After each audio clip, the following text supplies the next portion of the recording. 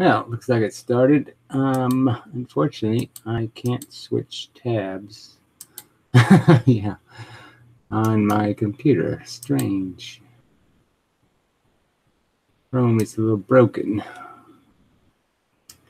It's quite inconvenient. Wish didn't have to use Chrome. Chrome is a little broken. So it's playing the video. I can't open a window. God, that's really irritating. Alright, let's just close that window. I guess I can do that. And now I have to figure out how to open a window from here, which I can't do. So I guess I'm in trouble. Let's see how to fix this. I don't think there's a fix. I think it's broken. Sorry. I'm perplexed. How can I open a window from here? Well, I'll just hit Chrome again and see what happens. See what it does. Well, all right, did that. And it did that. See what it does. Did that. Okay, well, good enough. Close enough, I suppose. It's still working, I think. All right, chat. And we'll see. Strange. Anyway, not a very brilliant start, but whatever. Shit happens, as they say. So comments, I guess I might as well read a few of those. Start off with, seems the polite thing to do, I suppose, but so anyway, yeah, so the last question video, the Danish physicist did help out by gave an explanation of some stuff. So I'll read, I guess some of it I'll skip over just because it's a part that I didn't understand anyway. There are examples of electrons maintaining a constant velocity without being subject to any potential differences. So my argument is that electrons don't keep going unless there's a voltage pushing them. I'm not saying they stop instantly. I'm saying they don't maintain their velocity. They'll slow down and eventually be absorbed by something. An example of this would be the cathode ray tube, which I think is sort of an example of both arguments. The electrons travel a little bit distance past the anode, but a lot of cathode ray tubes sort of cheat. There's an anode, but then they also have a grounded target. So, it's the same thing as the anode essentially, just at a lower voltage potential, but it's still a voltage potential. So I'm not too sure of that. While it's true that the electrons in a cathode ray tube require a potential difference to accelerate, once they move past the accelerating anode, they still maintain their acquired velocity. So I'm not too sure they do until colliding with the screen, as dictated by Newton's first law. So you say they don't decelerate as they head towards the screen. I don't know if you have anything that would be evidence of that. I'm saying they are decelerating, and if the screen was far enough away, they wouldn't make it to the screen. Another example would be electrons moving through a pair of charged plates. See, I didn't understand this part, such that they are traveling perpendicular to the field lines. If the plates are positive and negative, they can't travel between the plates, so that won't work.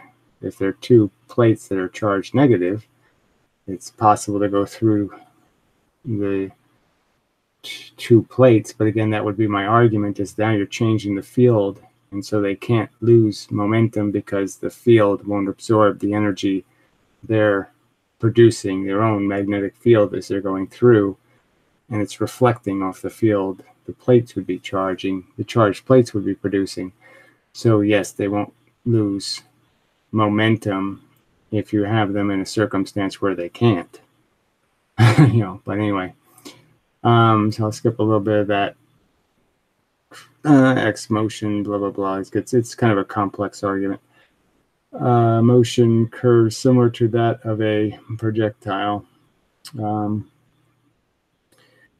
As a perpetrator should, according to your model, stop instantaneously. No, my model doesn't say they stop instantaneously, so that's not what I was arguing. I'm just saying, for the sake of argument, their deceleration happens. However, what we instead find is that the line of motion curves similar to that of a projectile. So a projectile in gravity doesn't mean much. So that's, again, sort of a difficult analogy, just because we can't do projectiles outside of gravity. So obviously, deceleration would look like gravity. This is due to the plates causing an acceleration, the y, and whatever, won't get into that. Electrons, okay, so 1114. Electrons aren't maintaining a constant velocity when they are circulating the atom. Well, you could argue the Earth isn't either when it's circling the sun because it's an ellipse. But the argument is they have an overall average velocity that's consistent. It's constantly changing due to their changing direction. Velocity is a vector. So, again, this making distinctions about what velocity is. I'm claiming velocity is a moving distance. It's not just the direction you're moving in. It's the vector is amount of distance covered. So that, in my opinion, is not a vector. They are maintaining a constant speed. However, speed is a scalar. Again, says you. I don't frankly think that jargon is very helpful in terms of understanding velocity. Velocity is how much distance you cover and how much time. It's not a scalar. Anyway, I don't see why you're attempting to refute the planetary model of electrons. I'm refuting the idea that electrons are, even the new model essentially has electrons in clouds that are still elliptical and still orbiting essentially the nucleus. And that's what I'm saying they're not doing. They're not changing their position in the atom in any significant way. As that idea was long ago discarded, I don't know if it was that long ago, for reasons you correctly identified as a valid theory, quantum physics instead argues that the electrons are held within orbitals that occupy a definite region of space around the atoms. Again, I don't think those regions are because the electrons are moving. Those regions are because we can't see in the fog, and so we're pretending, our error is the cloud, not the cloud. The cloud isn't a real thing. How this model addresses the issue you presented is currently beyond my understanding.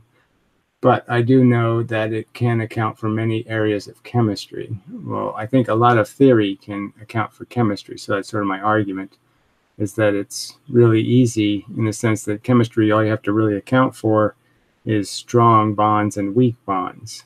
And in my opinion, other models can explain strong and weak bonds, like ionization energy and certain types of chemical bonding. Again, yes, and the bonding is all dependent on heat as being the mechanism that jostles things, in a sense, and causes them to change their positions and therefore break loose. So it's all resistance to heat is essentially the argument. The strength of the bond in terms of its capacity to resist the tension created by heat. Then he says to his own comment, just realized I have the planetary model as my profile picture, for fuck's sake. Yes, it is kind of ironic, but whatever, a little bit funny. So thank you. What the hell is this? I don't know what's going on with this. Browser's not working too good. Yeah, neither one. So this says, great job. I'll watch this again to better retention. I appreciate it. thank you. I understand what you're saying. Despite the lack of scripting yourself, I'm glad you're countering what may not be questioned. Otherwise, I enjoy Ken Wheeler's videos. His insights are enlightening. Well, I'm afraid they're really not. They're stupefying. They will make you dumb. But anyone needs checks and balances. You have yourself a new subscriber. I don't know whether that's good or bad, but we'll see how it goes. Ken Wheeler's newest video is, I have to do a response to it. It's just so fucking funny. I predict if he reads this crap at his, tinfoil hat meeting, and if Dullard is there and Dullard is in the audience listening to Ken Wheeler, I predict, scientific prediction, that Dullard will pull out whatever hair he's got left, stand up and say something like, "You are so full of fucking shit." He'll have to do something and walk out. He won't be able to stand it. Because although he's a nutter, he's not nutty enough to think any of that crap Ken Wheeler is saying makes any sense at all. I mean, he knows bullshit, and that's just so fucking, it's such bullshit.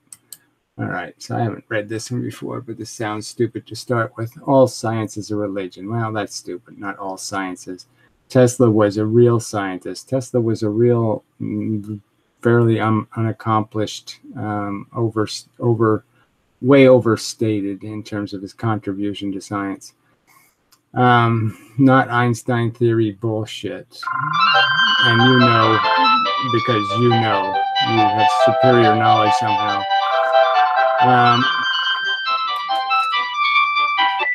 Hello? Is who there? No, there's no, I don't think there's any Mr. Queen here. I don't know. What the fuck? You know, if you're going to make a crank call, you ought to make it on a phone that works.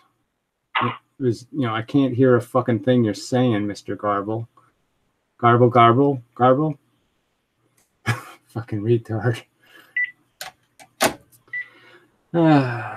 Life in America. It's just so special. It's so great here. It's so great in America. We're so full of great people that do great things.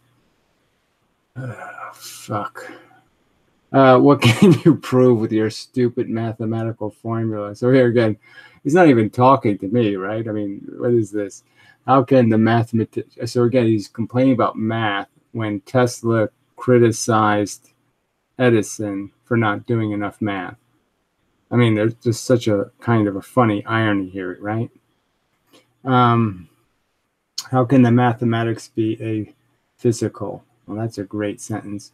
The two universes are black hole universe and the big universe theory are incompatibility. Another great sentence. Thank you. You're really smart. The universe theory has a sense because we are all electric. Oh, we're all electric. Yeah, it's very special. We're actually all charged magnetic, not electric, precisely. Fuck you. Off. No, we're not playing that, homie. No, fuck yourself. Till dead. It's interesting. I hung up on one phone and the other phone's still ringing. Very interesting. How does that work? Hi, this is Gary. I can't get to the phone right now, but if you leave your name... Can't turn any of it off. Good luck there, fella. Yes, garble, whatever. The universe theory has since... Because we're all electric. Why is he leaving such a long message for?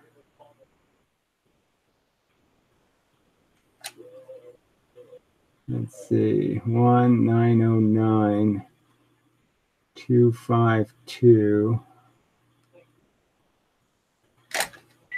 Yeah, let's see. One new message. Yeah, I've been watching the videos and all that. So, let's show give them a little bit more information about such videos and all that. So your overall check on can't tell what the fuck he's saying. Erase it. Fuck it. So retard, get a phone that works. Jesus. Anyway, the universe theory has a. So we already did this. Brain survival, a closed system. The explanation of the ancient belief. This is what it says. The explanation of the ancient belief of the God in the electric theory.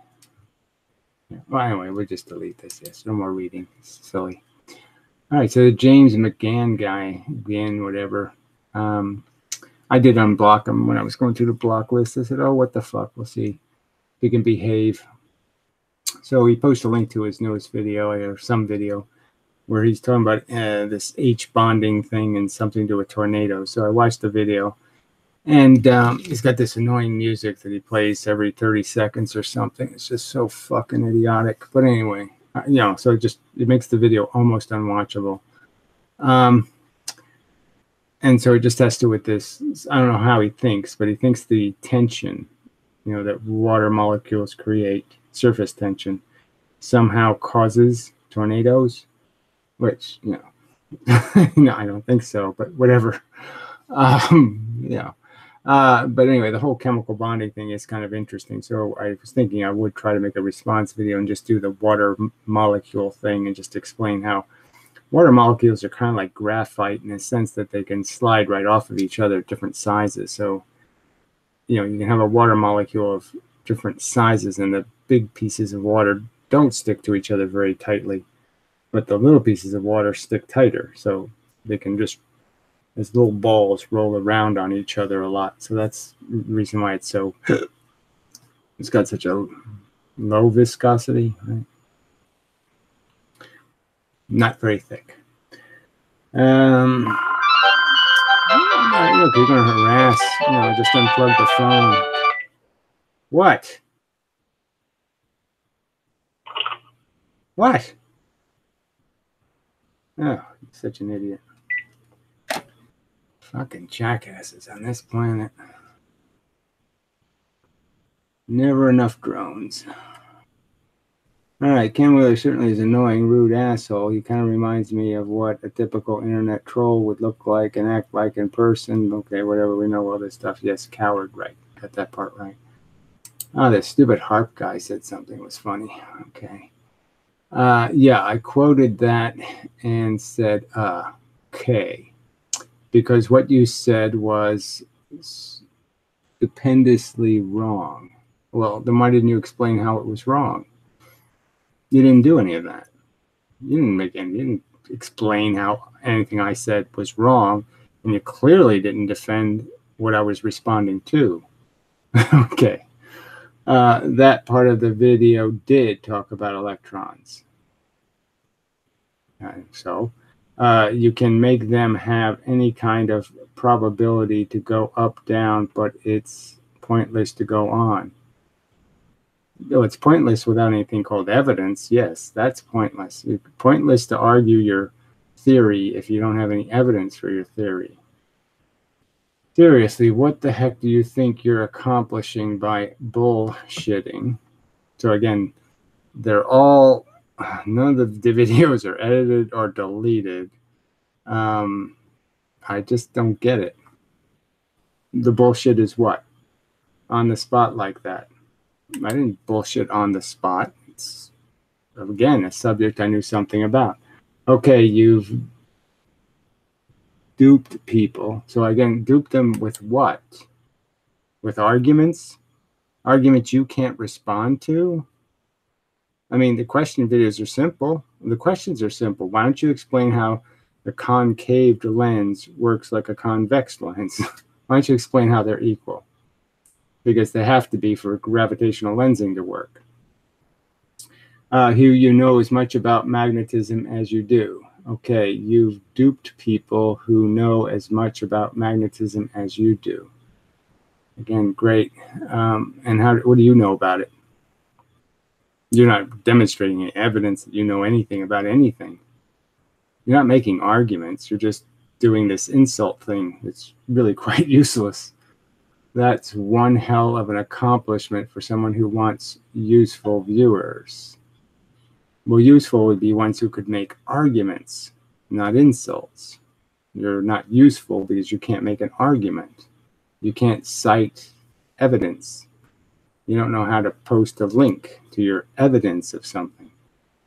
And it's no wonder you're not getting any, as no one else is either. So this idea that you think, you know, the eyeballs on YouTube are deserved somehow, I think is another one of your pitiful delusions. I've seen your video on the Doppler effect where you say, okay, I think I get it with Walter Lewin. No, I never said that. It's just a matter of semantics. Oh, yeah, I was asking, is that what it is? Because I don't see any evidence. So I asked for evidence of how Doppler effect in sound is different than Doppler effect in light, and that somehow it matters whether you're admitting or receiving when you're creating Doppler effect. I asked him for evidence and he didn't give me any evidence. I asked for evidence of how sound is different and he talked about Sputnik. All right. Like you're understanding it. So again, I'm clearly understanding how to say, where's the evidence? That's all I need to understand, is to say, where's the evidence that this difference exists? Oh my gosh, what the fuck? How is anyone this obvious? So again, what's obvious is you don't have any arguments to make. You obviously don't know anything about the subject and are wasting my time. So I'll say goodbye. All right, so we're done with the shit, I think. I don't know what Ingrid said here. She doesn't know, Gary, what spin inside an electron. What spin is inside an electron. There's no spin inside of an electron, but whatever. Not good enough. I don't get it either. All right, so anyway, hey, we just switched to talking about energy paradigm as opposed to Newtonian paradigm.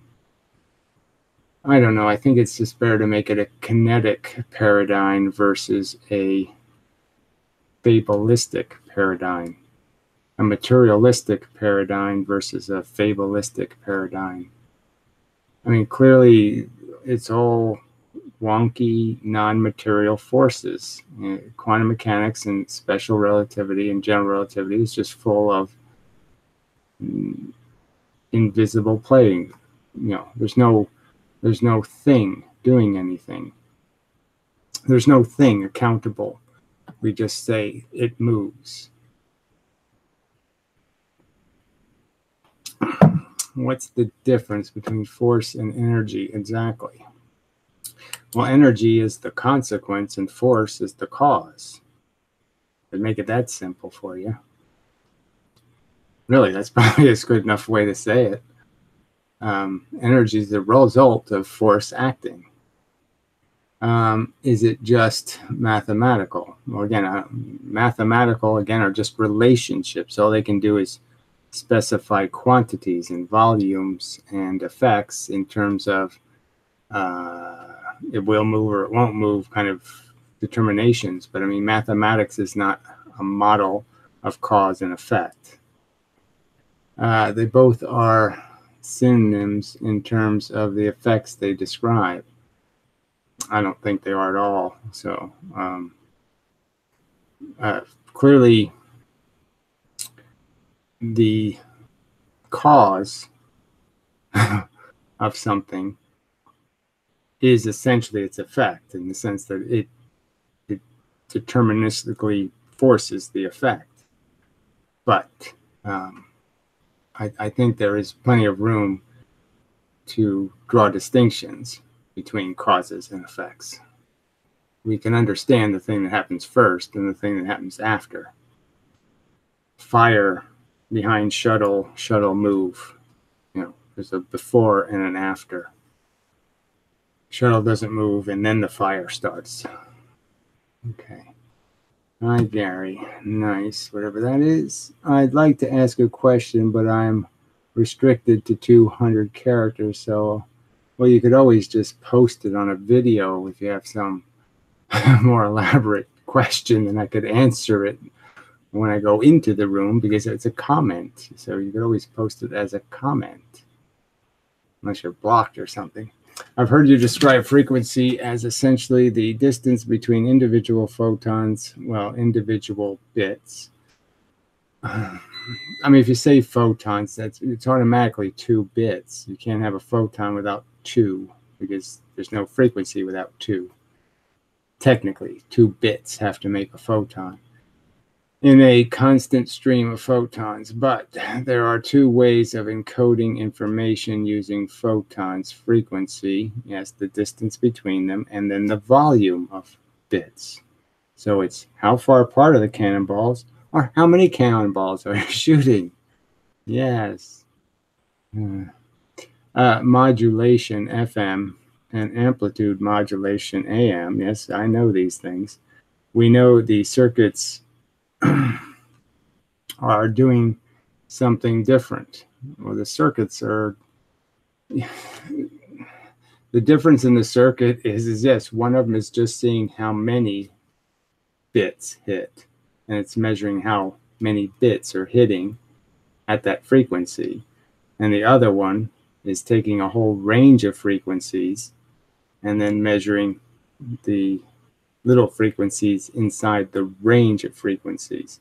So in 40,000 hertz, you can do all of pretty much sound.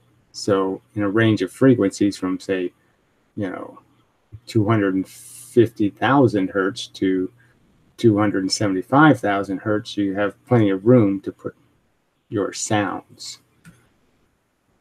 FMs are wider bands. What is an AM transmitter doing to photons to send information to an AM receiver in your theory? So the AM is just pretty simple in the sense that it's just volume. You're just measuring how many bits are coming at a specific frequency. So it's how many bits at this precise distance. So it could be 100, and then at the next node, it would be 10,000, and the next node could be 5,000, the next node could be 4. It's just measuring the amount of photons, bits, being sent at the specific period between the sending. Okay, thanks for the tip. I don't know if I tipped anything, but Oak-Kalidoke. Why does Poodle Susan, that's not relevant to this channel, keep making videos about all the different young men she is dating and about the so-called cougar life? Who cares? Everybody does. I do videos completely not related to other things, so why? People can do whatever they want. Fuck you. Poodle Susan's an idiot, but she's not relevant to this fucking Poodle Susan. Yeah, she's not relevant to this.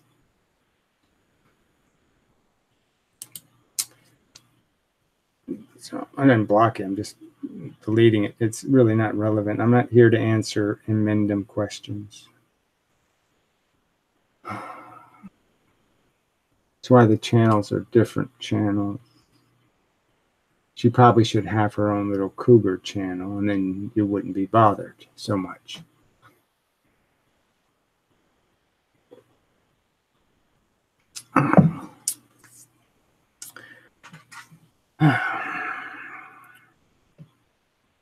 People.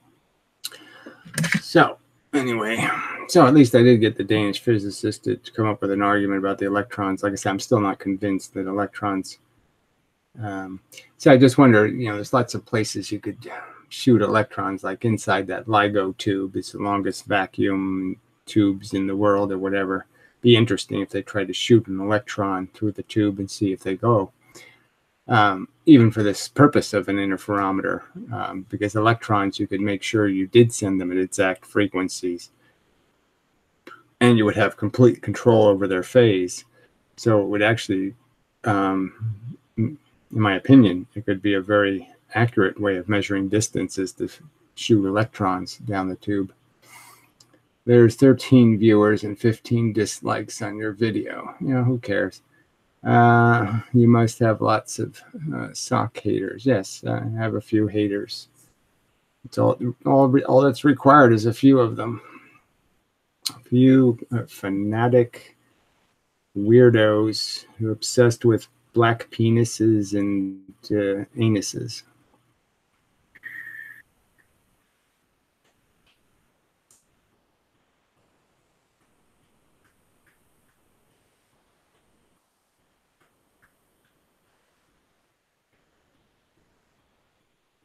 But as stated, it is a pitifully horrible world full of idiots. I've been watching some of the lava video live feeds from Hawaii, and it's getting kind of boring because it was a big giant thing, and now it's just gurgling. So it's kind of, you know, it doesn't have any end of the world kind of look to it anymore. But if you read the comments, they're just amazing. This is off subject, sorry. But it's, you know, apparently where they have the camera, there's a rooster, right? Roosters now and then. And people are all obsessed about the fucking rooster. And then all the other comments are about like women's periods and stuff. And I mean, it's just, you know, you're just looking at it and you're saying, man, all these people are such colossal assholes. I mean, they're all so fucking stupid. You know, claiming it's fake news. And I mean, just, oh, it's just pathetically bad. But I mean, it's, you know, this very interesting geological effect that we can actually watch live, which is really quite amazing. And they're talking about a fucking rooster. They have a whole web page for the rooster. The rooster has a Facebook page now. And you're just, no. The world's just too fucking idiotic. Sorry, didn't mean to depress you.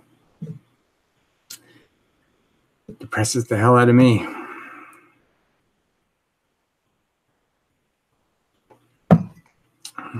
Yeah, well, they're not even horses. Frankly, horses will drink when you lead them to the water. You know, it's really not even that good a phrase. I never met a horse that didn't drink when I led him to the water. Humans are retarded.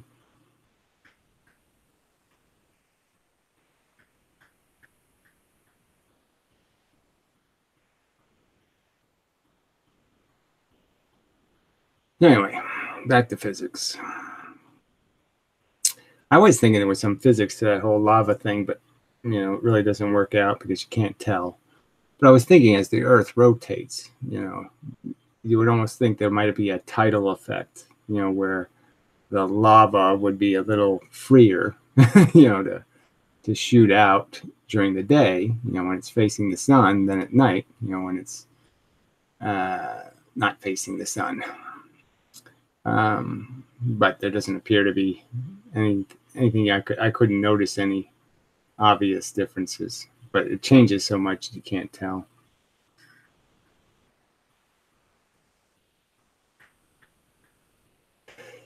It's not okay to eat anything, okay, if you caused it to be produced for that purpose. But I don't want to talk veganism here. Being killed painlessly isn't the only part of life that sucks. You know, dying isn't the only part that can be bad. The living part can be very bad. And a chicken's life, even on a natural farm, isn't all that good because they fight with each other. You know, so, you know, they all have dysfunctional families. So, frankly, it's not okay to raise chickens for food.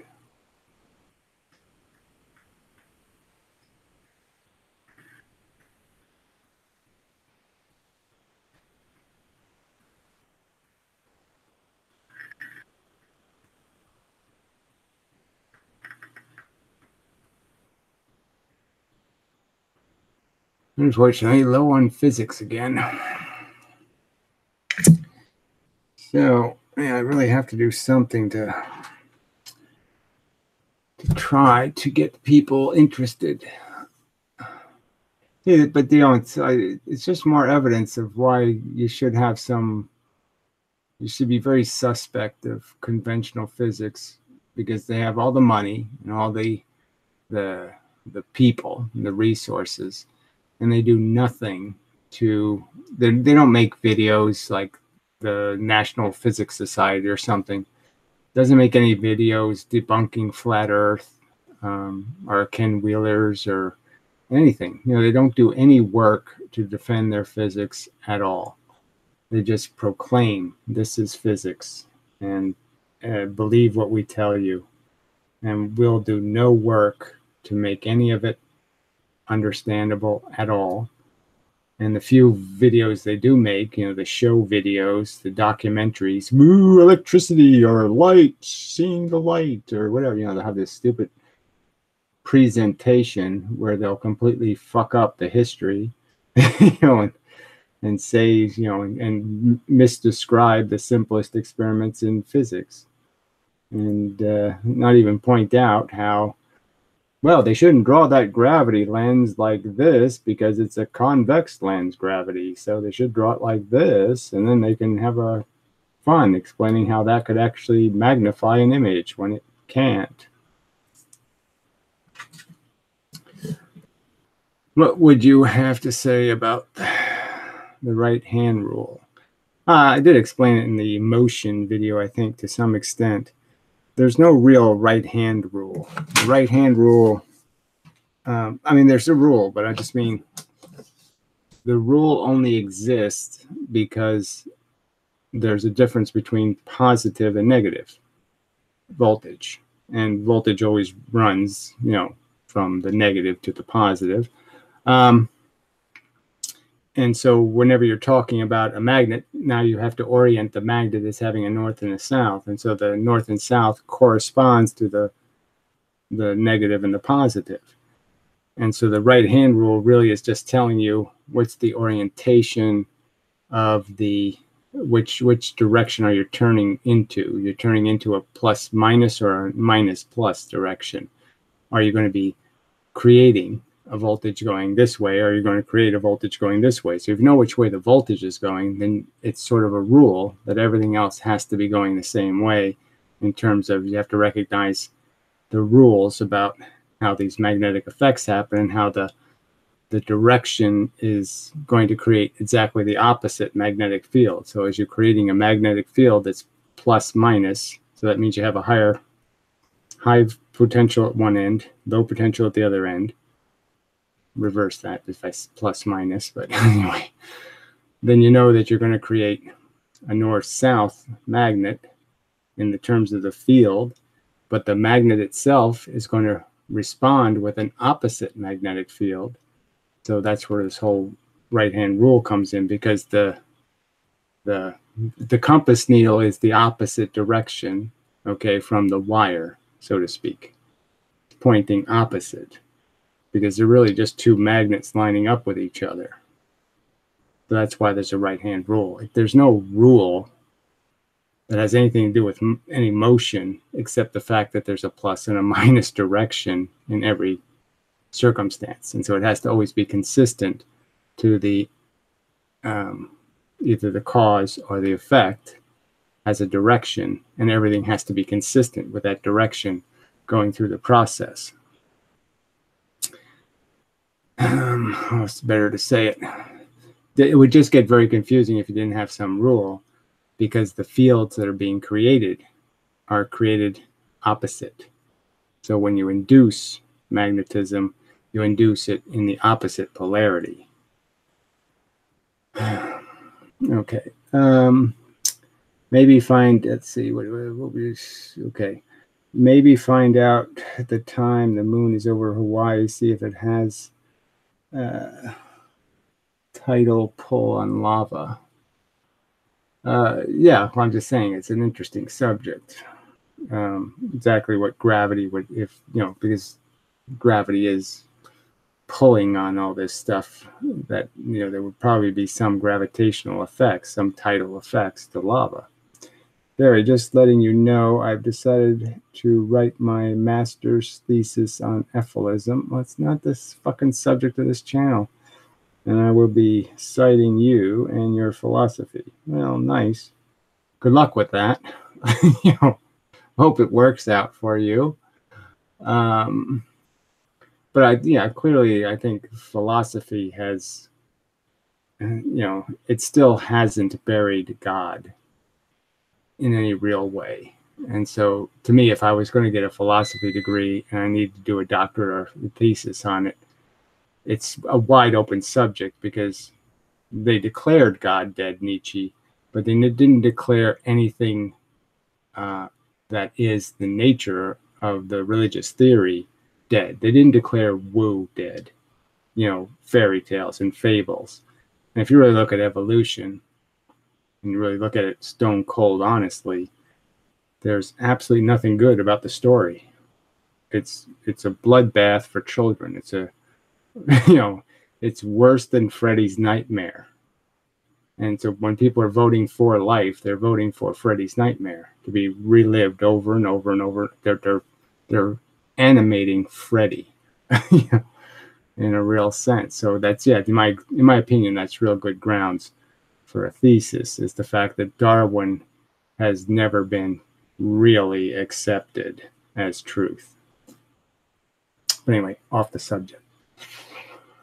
I get the need for consistency, but in college I was puzzled by the rule, why the rule wasn't left hand instead. It could have been. You would just have to have a notion of reversing the polarity somewhere, you know, because it wouldn't be, see how to put it.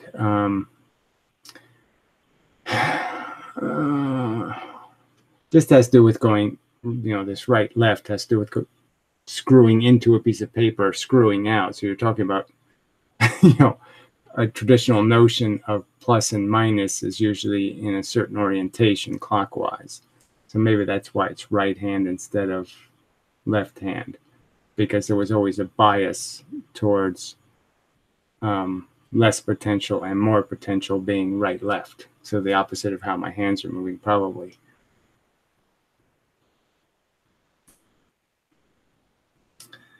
It seemed like magic, never explained.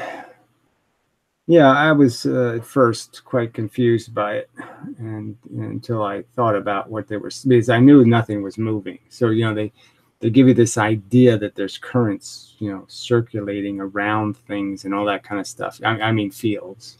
Obviously, current moves through a wire in a direction the wire forces, but I just mean you have this idea that there's actually something turning, you know, like when they draw the field lines, you know, it comes out the top of the magnet, it goes back in the bottom of the magnet, this kind of circulation thing. And I knew that couldn't be right.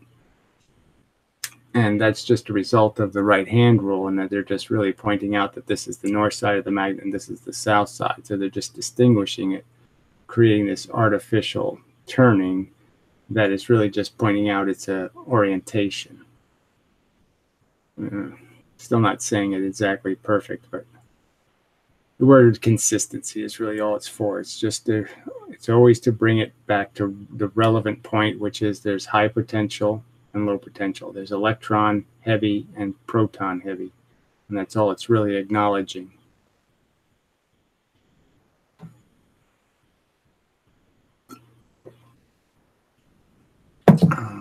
I would think AM, density of bits relative to neighboring segments, and FM, I don't know, you got to end sentences. AM equals density of bits. All right, it's a fair enough word, density, but I guess you're just saying volume is really the clear word. Density is just confusing it. It's volume at the frequency on phase. To neighboring segments, and FM equals distance between those denser segments as opposed to individual bits. FM, just like I said before, is a broader band, and you're measuring different frequencies within the band. So there's a bunch of sub-frequencies inside the bigger band. I don't know how to say this. So you're accepting anything from, I'll just make fake numbers, from 50 kilohertz, it's not an FM, to 100 kilohertz. So you're accepting anything in that range from 50 to 100. And everything in here is either from 50 to 100. And that 50 to 100 difference, because the entire scope of the audio signals can fit inside of that 50 difference. You can represent all of sound with 50 kilohertz of bandwidth. And that's all it's a reflection of.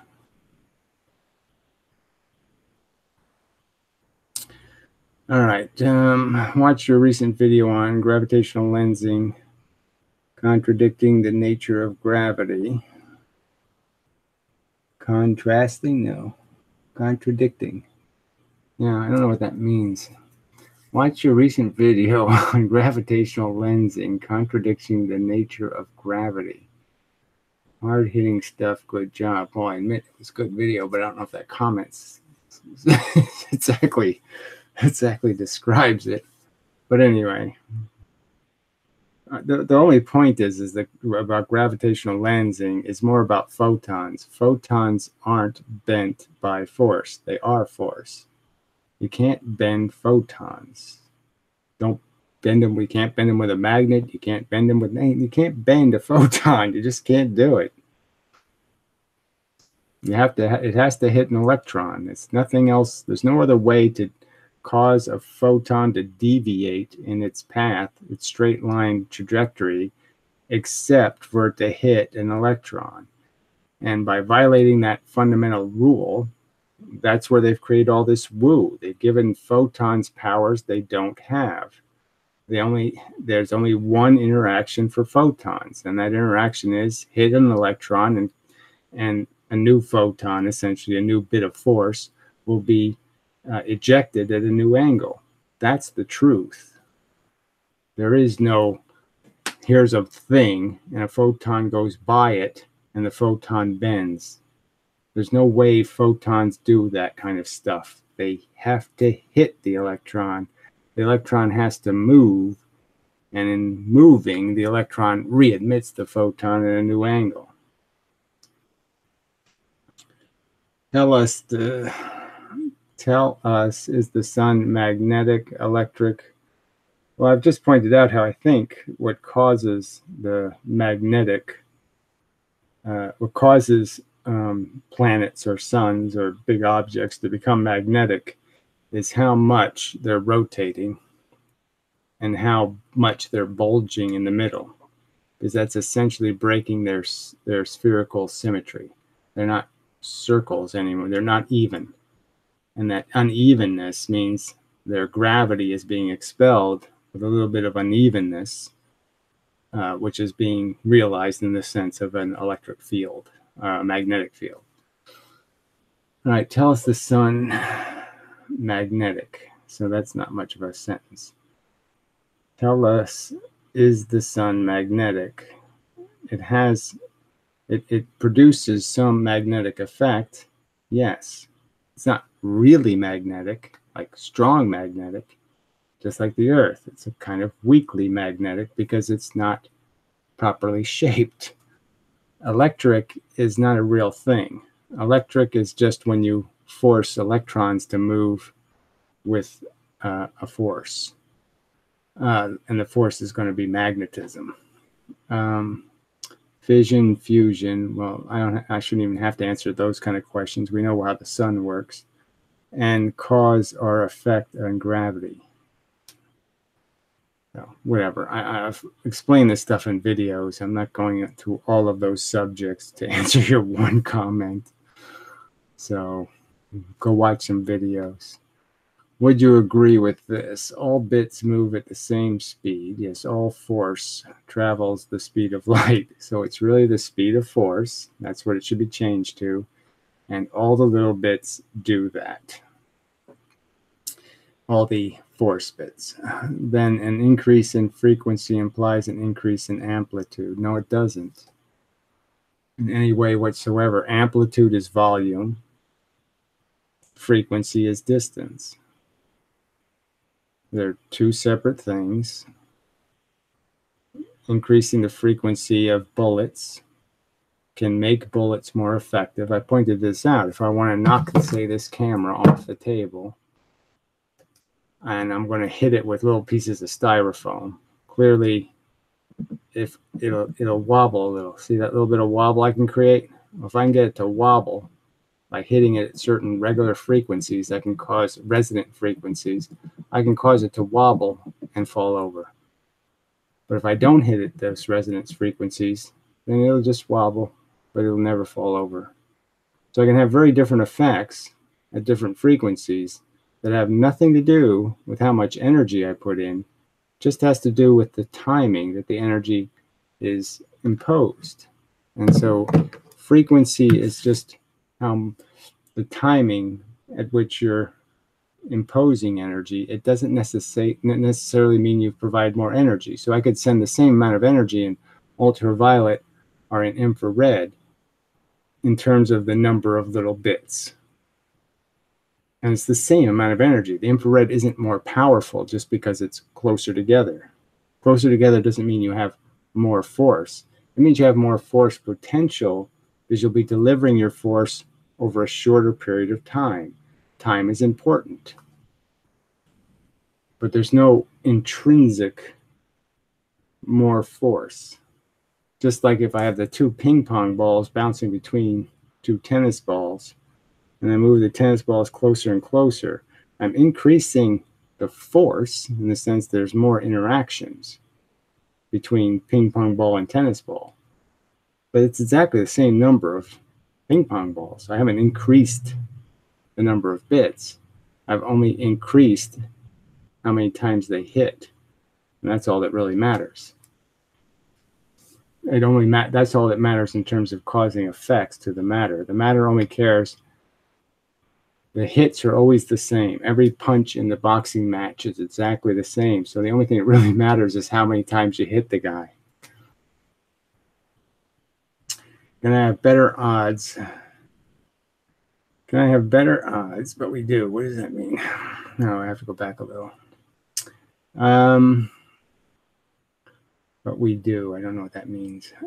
Can I have better odds knocking it over by increasing the amplitude, but not the frequency? Again, the amplitude is the number. And as I've just pointed out, no, the single bullet can't knock it over.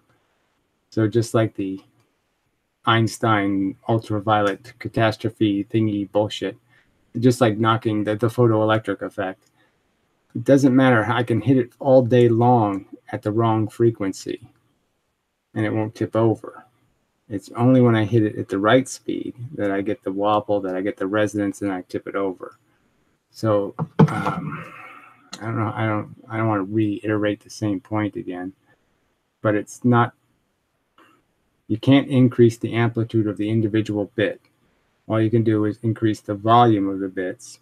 But if you're shooting that volume at the wrong frequency, the bullets can't combine their effect. They're all just going to create little holes in it or something. You know, I don't know how to describe it. Obviously, the tipping point argument, obviously, the more rocks I throw, it's going to fall over.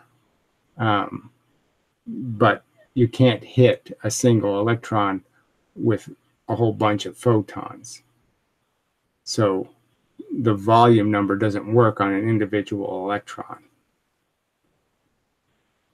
It's not big like this.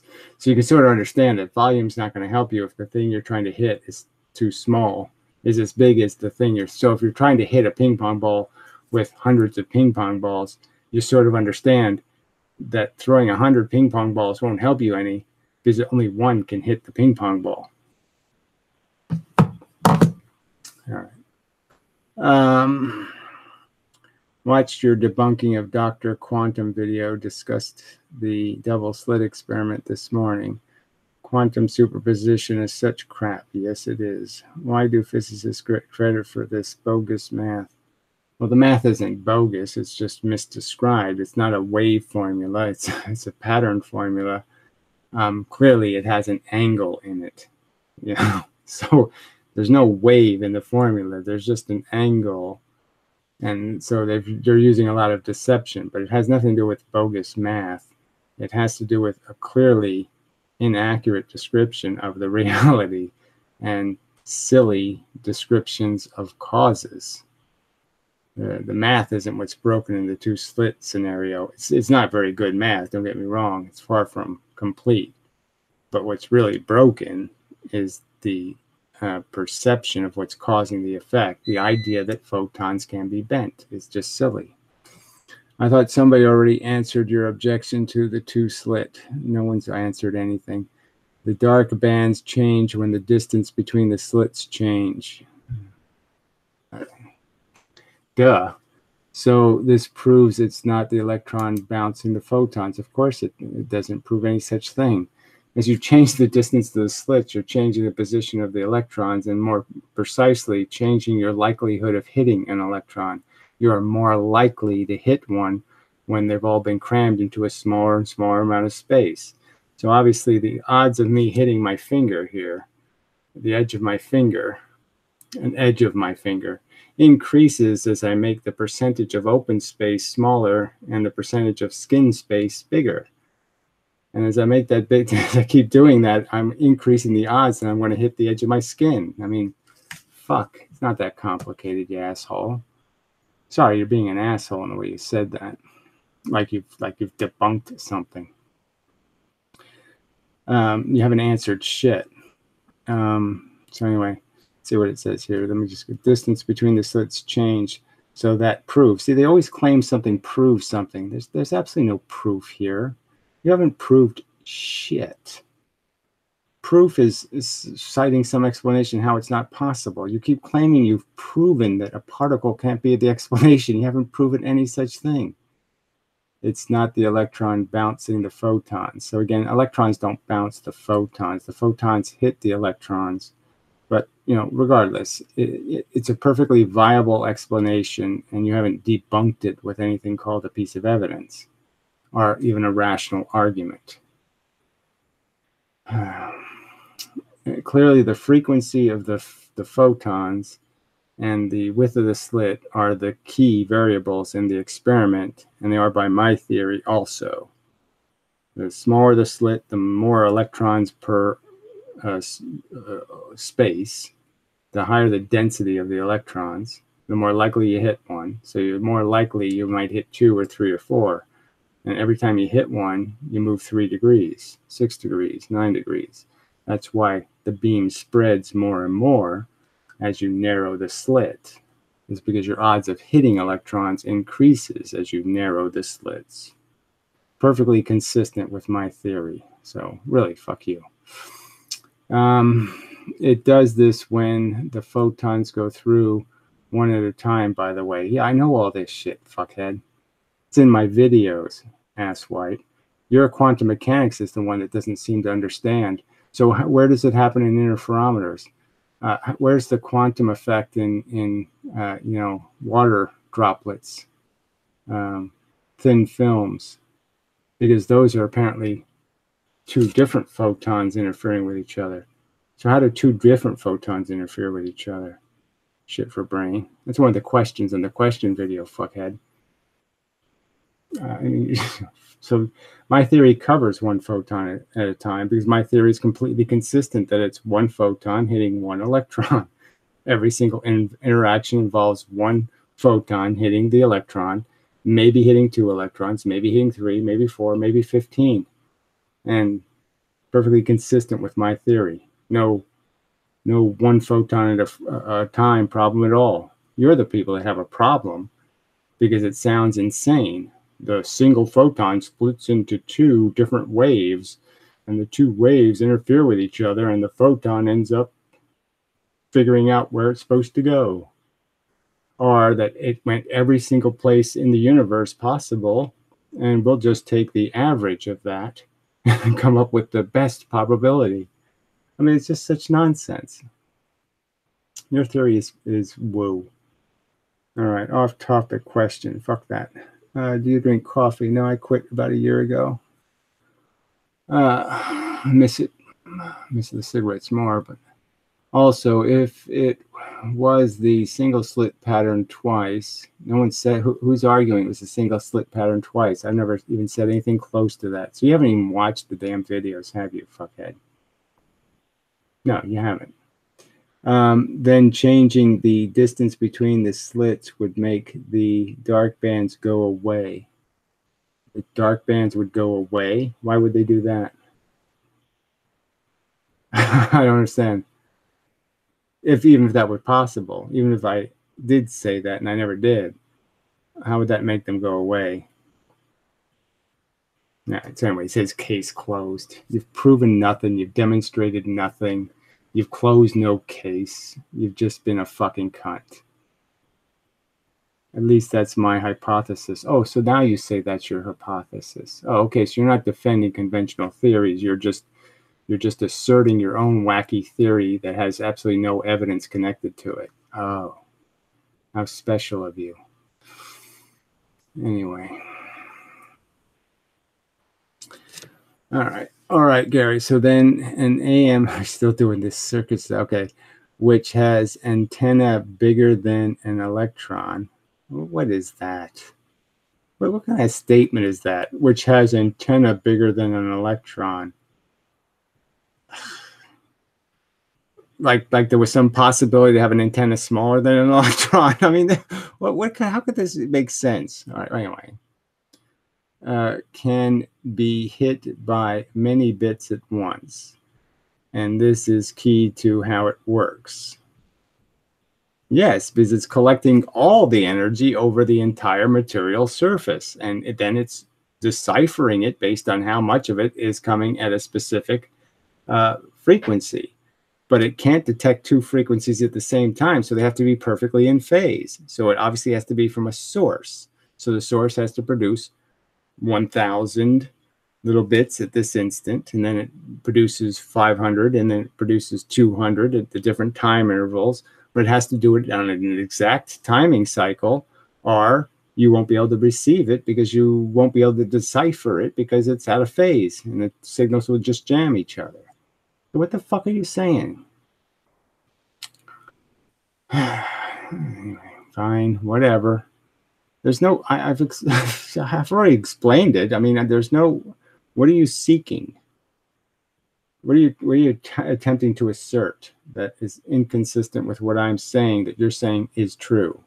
How are you demonstrating that the photons can't be made of cannonballs, so to speak, moving at a constant speed and just regulated in terms of how many at a specific time? How have you proven or demonstrated that that can't be the proper explanation for radio transmission? All right, just making sure I understand. I don't. That statement wasn't very, an antenna bigger than an electron. That's kind of a bizarre. Not sure you understand much if you have to assert that. Can you repeat your old experiment? I don't know which one you're talking about.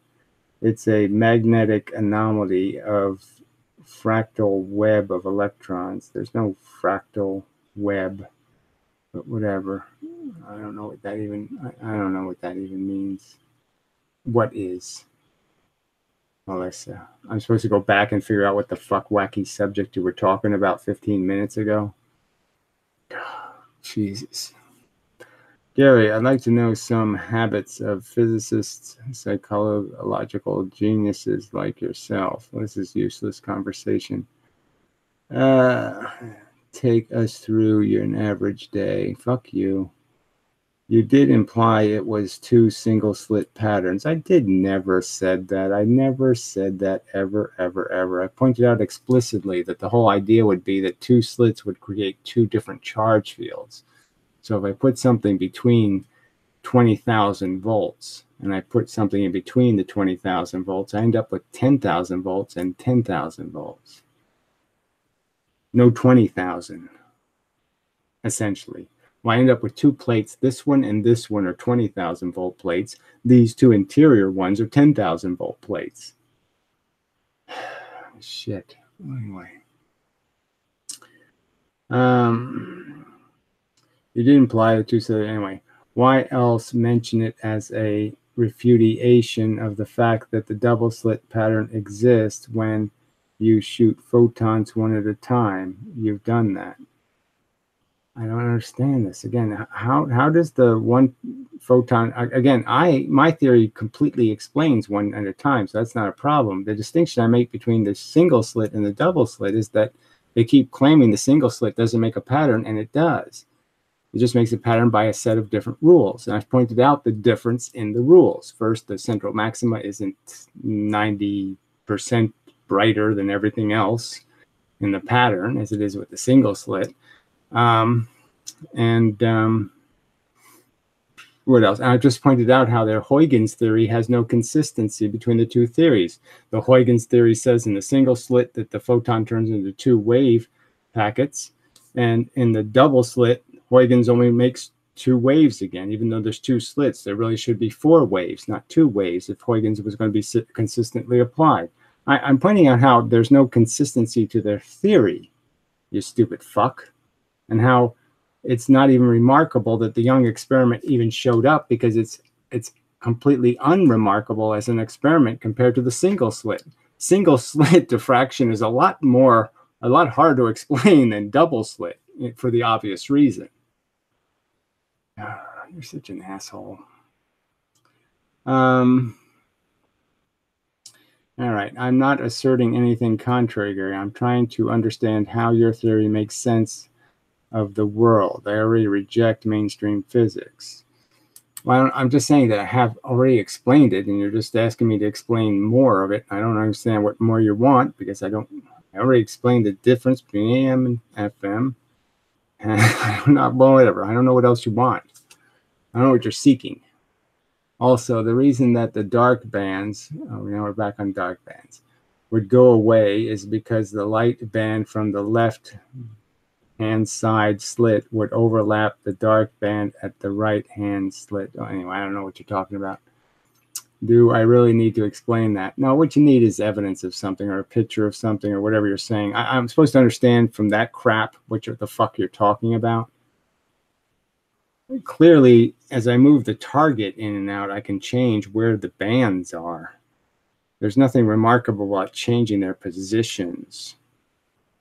So the fact that you say the pattern goes away, that's not going to happen unless I make the opening really, really huge. So fuck you. I don't know what you're talking about. Antenna bigger than electron. To clarify, you yourself said that the scale of the electron, you can't be hit by more than one stream of bits. Yeah, an individual electron can. We're talking about two different experiments. We're talking about moving an electron off of a piece of metal. You have to hit the individual electron to move it off of a piece of metal. To move an electron, you have to individually hit it with something. Now, if you're talking about a whole antenna, you're moving a whole bunch of electrons. It still takes a whole bunch of electrons to move to create a voltage potential that you could read on the antenna. So what the again, you're just, I don't know why you're having difficulty understanding that.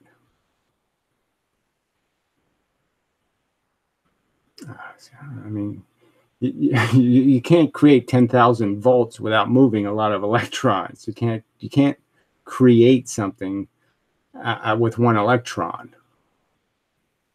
that you're going to be able to detect. Anyway. Oh, that's right. You don't really believe this bull, so I'll just block you. You're just playing to your audience. You think you can convince idiots of your theory. They're all become F-less. See, well, I don't know how this has anything to do with anything. So fuck you. You're clearly way off subject and making assertions you have no evidence for again. There's nothing. All these videos are posted. Reasonable people can comment and say how I'm wrong about something. What they can't do is just insult me. I mean, the rules aren't that complicated. There's lots of snarky comments I leave on videos because they actually have content in them. If you could handle that task, then you could meet the minor requirements to have an opinion. But you can't meet the minor requirements. You think you can treat me like shit, and I don't get to treat you like shit. Let me get into your life and fuck with you, fuckface. If you're going to be a rude, obnoxious, trolly piece of crap. So fuck you till dead. I hope you get exactly what you deserve out of life, which is to choke on your own vomit, you piece of shit. All right. Static. What the fuck does that mean, Melissa? Will you quit typing single words or 5-word sentences? I don't know what that means. Static. How is that connected to anything here? What the fuck could that possibly mean? Typing one fucking stupid word. Jesus Christ. I was seeking clarification. Yes, I'm attempting to give you your clarification.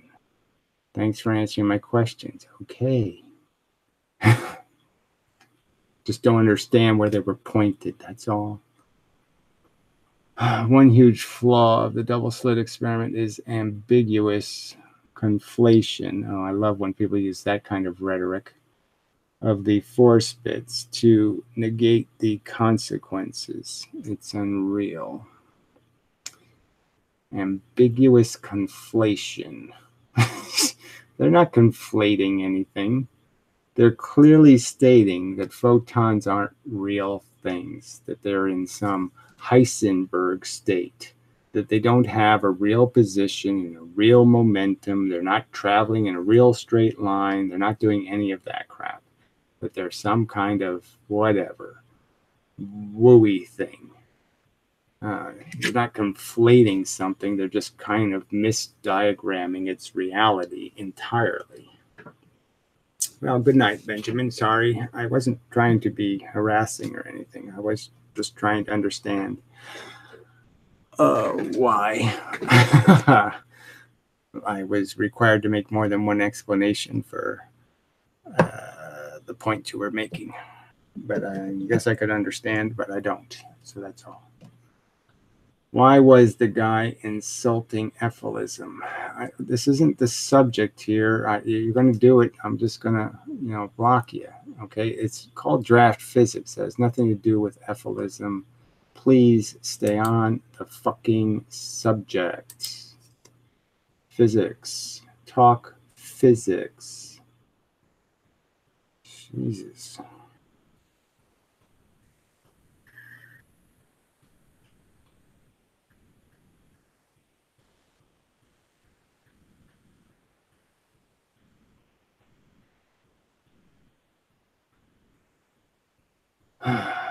People.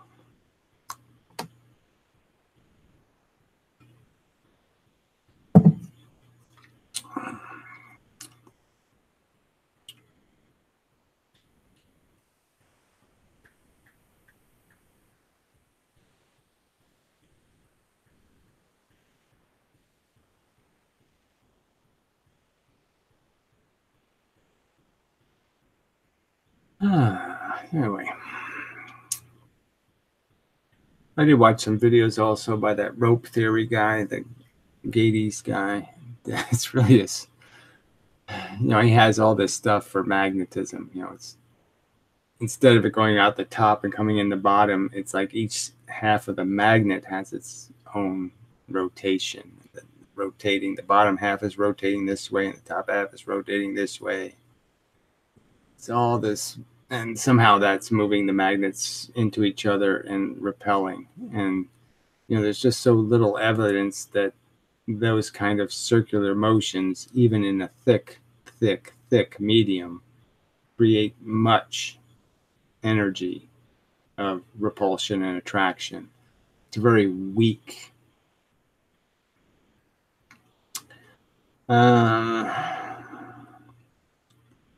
Yeah, well, it's, I appreciate your opinion as me being great, but frankly,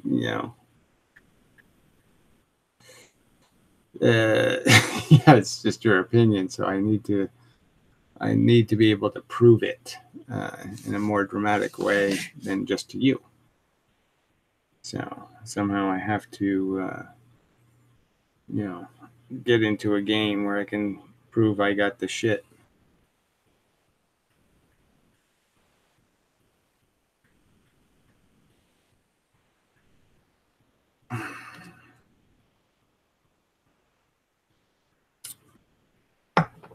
And such. So I was thinking I would do a response to the rope guy, but I just don't know if it's. I might as well. I mean, it's just that nobody else is interested in having a conversation, at all about their physics or my physics or any physics. They all just want to preach. Excuse me, we were not done here. Oh, here he is again. Answer the question, jerk. Yeah, well, whatever. You'll be done here soon enough. I showed you exactly where you were wrong. You didn't show anything about the double slit experiment. There's nothing I'm wrong about. I've given explanations. They're in my videos. There's no inconsistency you've demonstrated at all. So this is all just absolute rubbish. Nothing about my theory have you shown to be inconsistent with the evidence at all. So just fuck off, you idiot.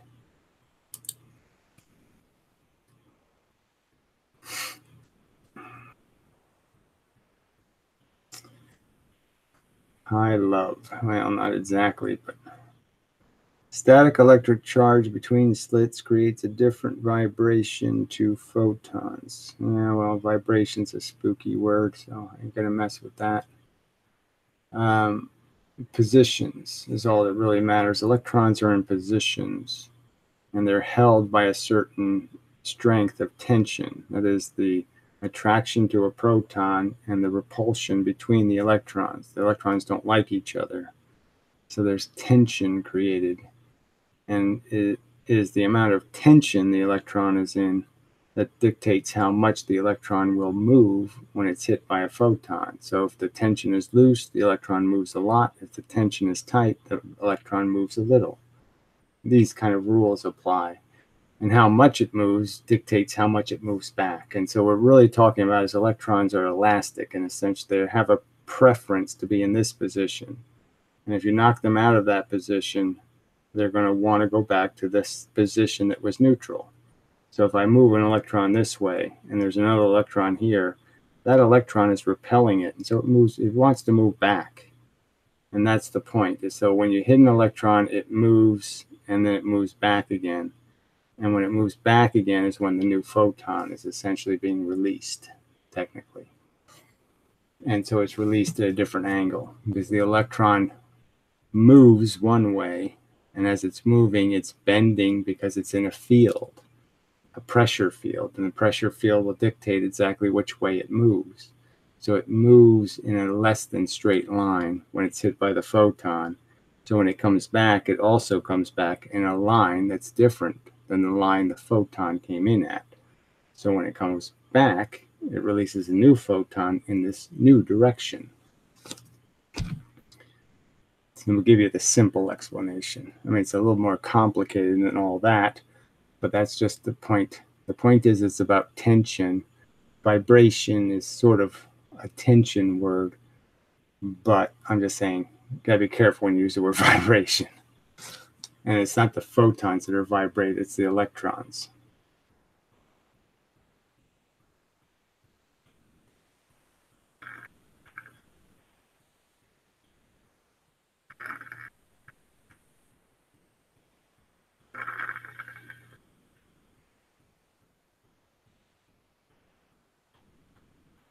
Yeah, charge is really just an expression of, look, if you have a bunch of protons and electrons, in a material object, you could imagine that you could push the electrons in. And when you push the electrons in, you push the protons out. And so you can sort of understand that you completely change the charge of the surface by just merely changing the orientation of the protons and the electrons. So if you push the electrons in and the protons pop out, you've got a completely opposite charge on the surface. So that's sort of how you have to understand static charge. Is it really just has to do with where the position of the protons and the electrons. And the obvious thing would be to say is the more electrons you can shove on the surface, the more negative something's going to be, because you can't push those electrons into the material. So you're blocking the protons when you add electrons.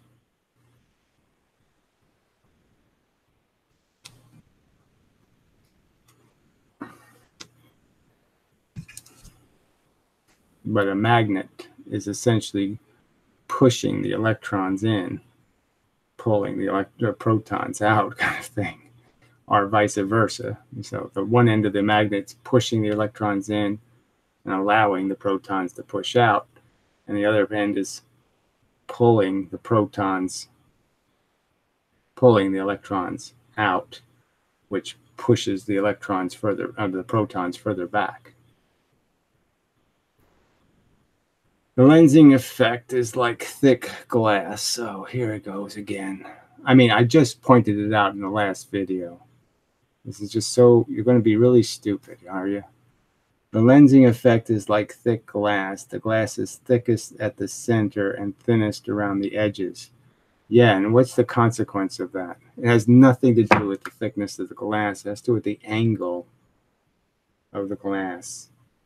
In a traditional lens, the light that goes through the middle goes perfectly straight. The light that hits the edge, the thin part, bends the most. The thin part bends the most. Okay, exactly the opposite of gravity. Gravity, the center, the light bends the most, and the light bends the least at the edges. So it's exactly the wrong lens to capture light and focus it.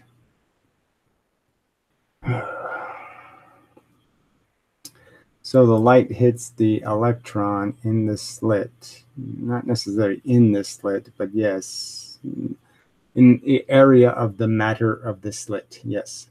And that makes a pattern. Yes, well, the photon hits the electron. I already explained it, but the electron moves and that readmits force in a new direction. So yes,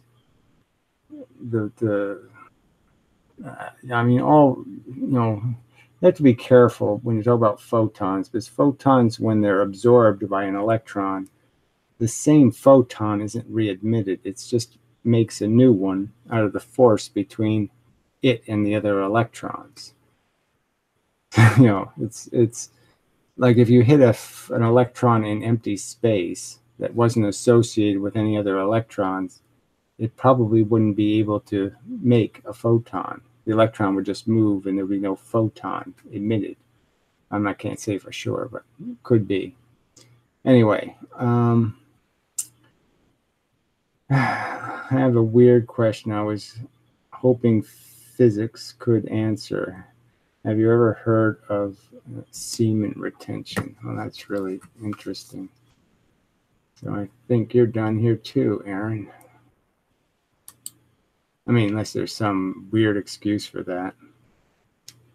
I don't know. What, just wasting time, are you?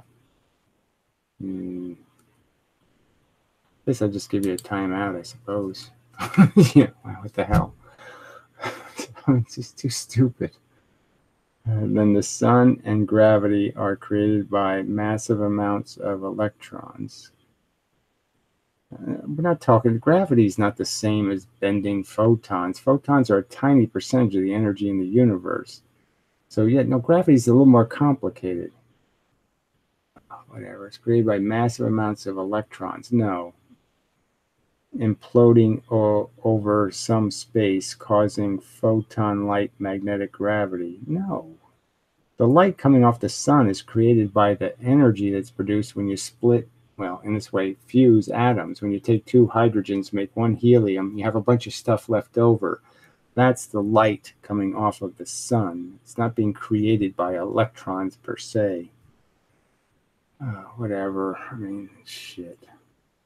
Yeah, I saw your video where you talked about all the cats you owned. Made me so sad. Yes, well, whatever. It's off the subject. I mean, you've been around long enough to know I'm just not really interested in doing chit chat about my personal life or anything else. Physics, talk, please. All right.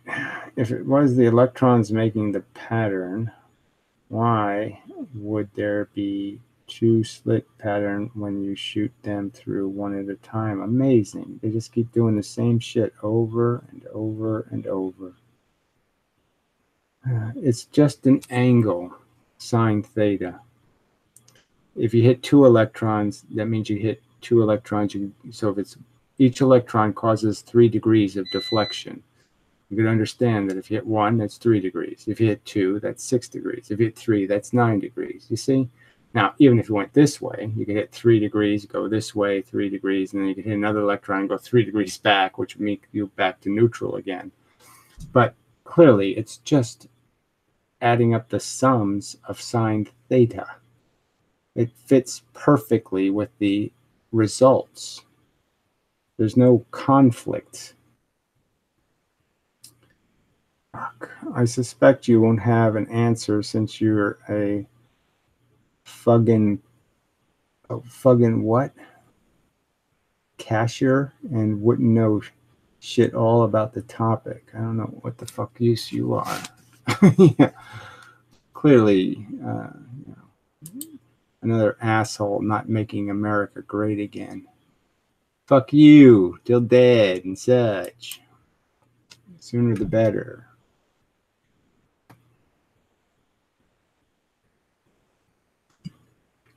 But there's so many electrons. I don't even know what that means. Electrons cause the splitting. Just move. Just go away, you people. You're just too stupid. I mean, it's just too stupid. Nothing splits. It's fucking stupid.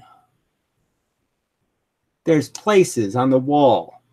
3 degrees, there's a band of light. 6 degrees, there's a band of light. 9 degrees, there's a band of light. 12 degrees, there's a band of light. Now you hit 1 electron, you go 3 degrees. Oh, there, that's why you went there. You hit 2 electrons, you go 6 degrees. Oh, yeah, that's where you went right there, that band.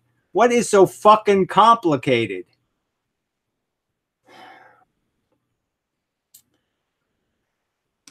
I mean, this really isn't an introduction course to physics. I mean, physics does require you to come to the subject with a little bit of knowledge of, basic concepts, angular momentum, different kinds of things. You have to have some familiarity with some of this jargon.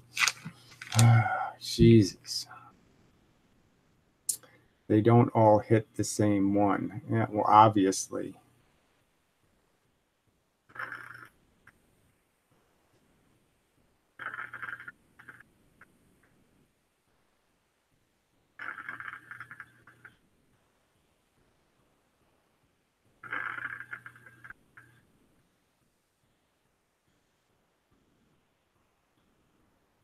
So it's random. No, there's no real random. So again, that's just a rubbish word. Sorry. Clearly, the photon leaves at a direction, heading right for it. They travel in a straight line. So, yes, the light is emitted in a pattern that appears to be random, but it's not truly random. It looks random. No splitting.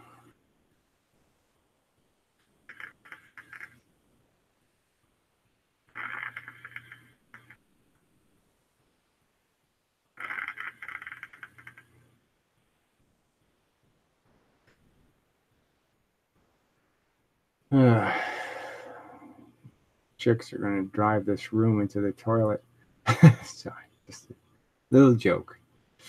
Anyway, have you checked out? No, I haven't checked out. Why would I check Ask Physics? It's just the way it's written, Ask Physics. Do you think they want me to interrogate physics? Does it say, please interrogate us? Ask us. Make us prove our physics. Is it called make us prove our physics? Make us prove it. Are they called make us prove it? No. They just want to be, they want you to ask a stupid, ignorant question so they can feel all smart and important by answering it for you in the traditional jargon of bullshit.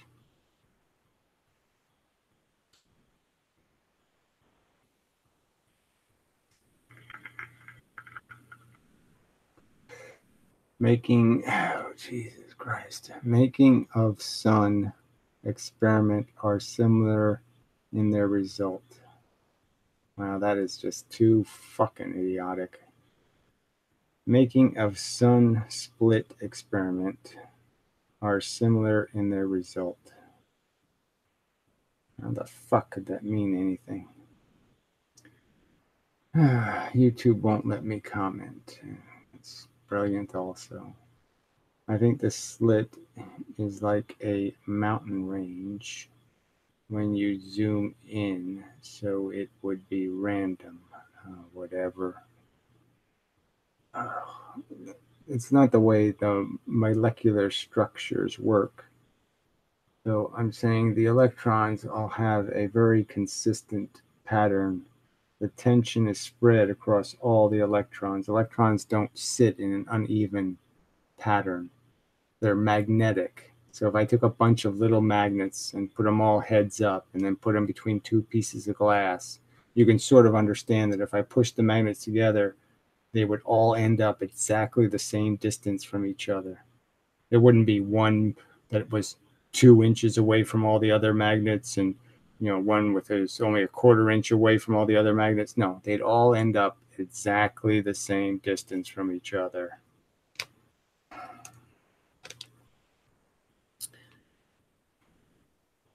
Yeah, it's an awful, horrible amount of dumbness here. Eat a bag of dicks, though. That's a horrible screen name, so you can go fuck yourself with dicks until dead. Fucking asshole. Yes, but we still isn't perfectly flat, right? Okay, so I can...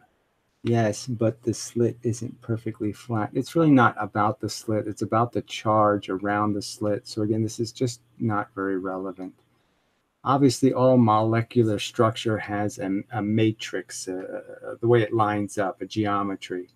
And some things are going to have very jagged edges, and some things are going to, but they'll all have a consistency of to it, because the fact is that they're all in a tension, and the tension is similar, and so there's going to be a confined amount of difference, but it's always going to be the same. It'll be like sharp teeth, or it'll be squares, it'll be triangle, it'll have some simple geometry.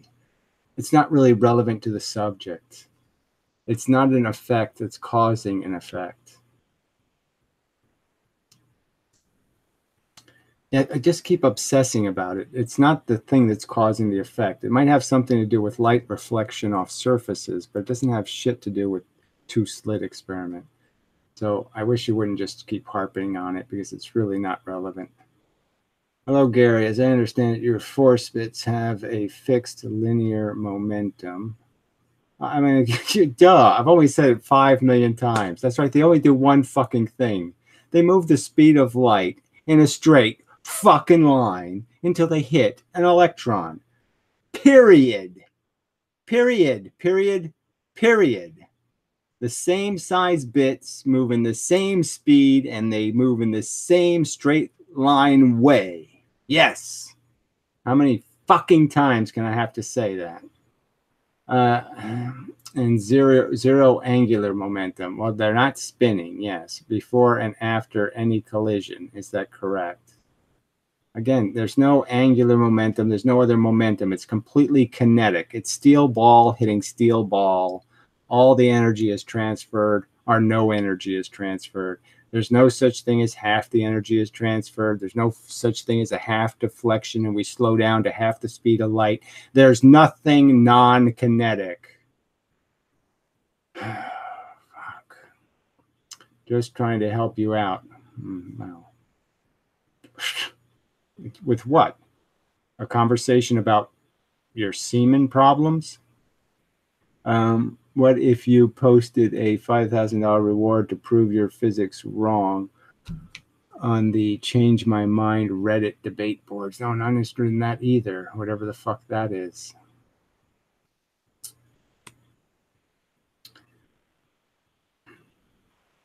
I make YouTube videos. It's the most popular video site on the internet. It seems a perfectly decent way to do physics. Text is not a great way to do physics, in my opinion. So, frankly, I really just don't see the point in going to the same assholes who are on any other physics forum who have no interest in having their physics challenged.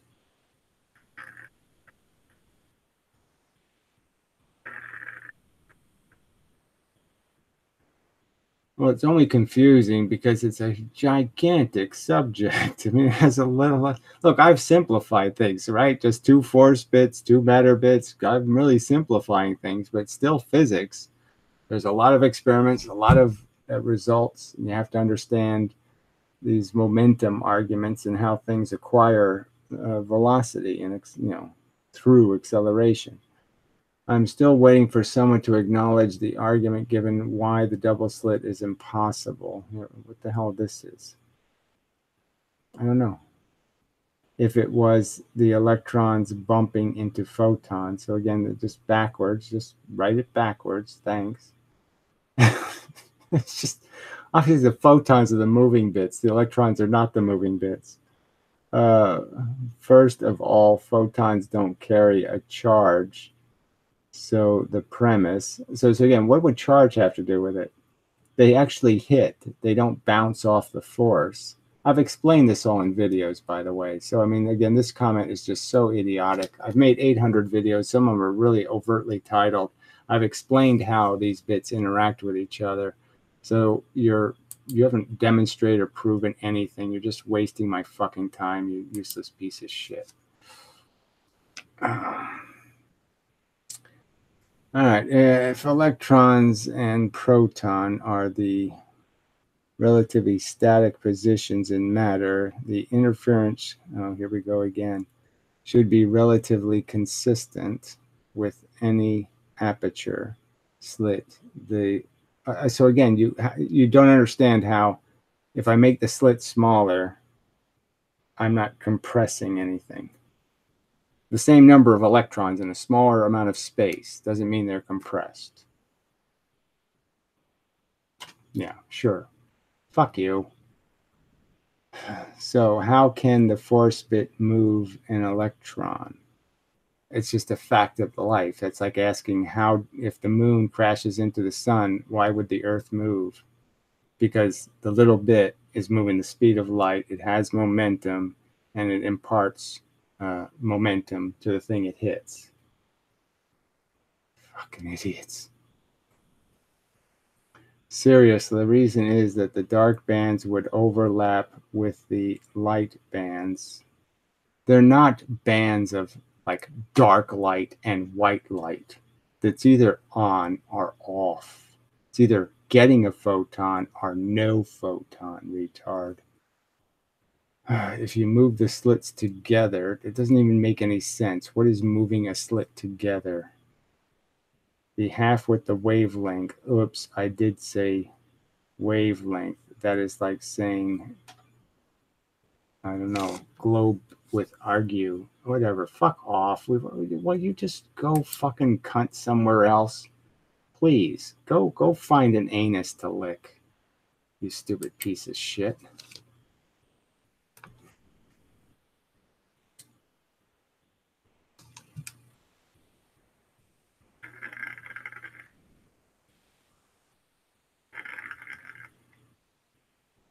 The people. Do you think we know? Again, we. No, I don't think we do anything. I do stuff, you do stuff, other people do stuff. I don't do what they do, and I don't think I do what you do. And that includes what I know. Okay. All right. Do you think we know exactly how the sun is functioning inside and outside. Well, we know a lot, so I'm just saying, what do you think it has? Unicorns in it? Little flying unicorns? What magical thing do you need to know about the sun? Besides, it's a nuclear furnace under very high pressure. Oh, fuck. They're always going to keep looking for something. They keep looking. Where's the magic? I need some magic. Oh, the sun is big and flamey. Maybe there's magic in there. Science is a goal, not a prescription. That's not even a fucking, that doesn't even say anything. Science is a process. You collect information, knowledge, facts, and then you put them together and do something called logic. It imparts momentum to things it hits. If so, and its speed is conserved, yes, that means entirely, and its mass is conserved, where does the imparted momentum come from? An amazingly idiotic statement. The energy force bits essentially can't be created or destroyed. All right, so it bounces, it hits, and it reflects. All right, now what happens when something hits and reflects? Well, that's right, it imparts momentum onto this thing. So essentially it's exchanging the equal but opposite reaction. It's this going this way, and it gives back to this side. It gives it back an arrow going this way. And it does the same thing here. It gave away an arrow going this way, and it kept an arrow going this way. That's the conservation, retard. Fuck.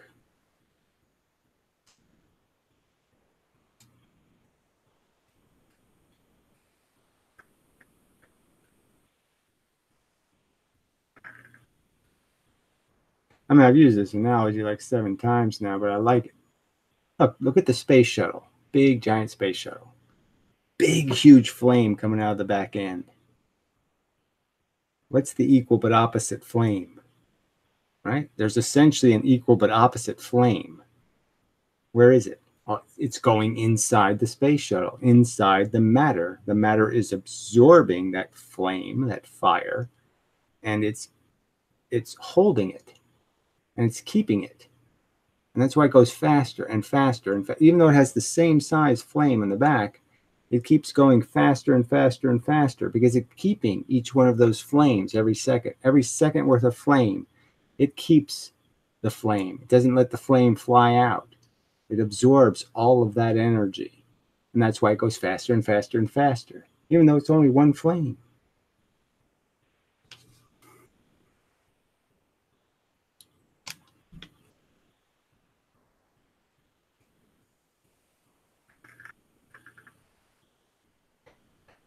Why I believe your force bits are vindicated is essentially found in the, oh dear, Viking space probe's collapse on Venus due to high pressure atmosphere. I don't see how that proves my theory, but whatever. I didn't think it was called Viking that went to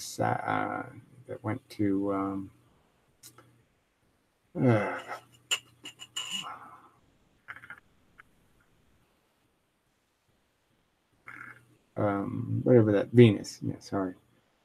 A lot of them burned up. I mean, the Russians burned up a couple of them. It's a really hostile environment. I mean, nasty as fuck. Voyager definitely wasn't the one that went to Venus.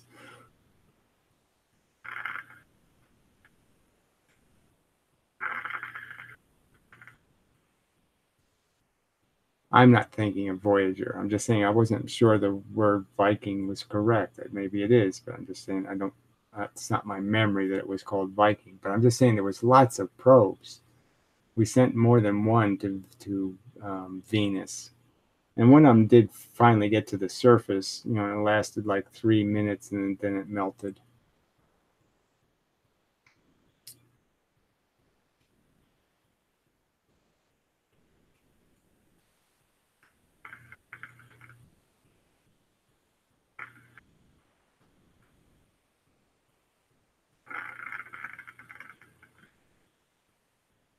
not just the heat. It's like really, it's acid. You know, it's the atmosphere isn't just hot, but it's hot acid. I mean, it's really nasty.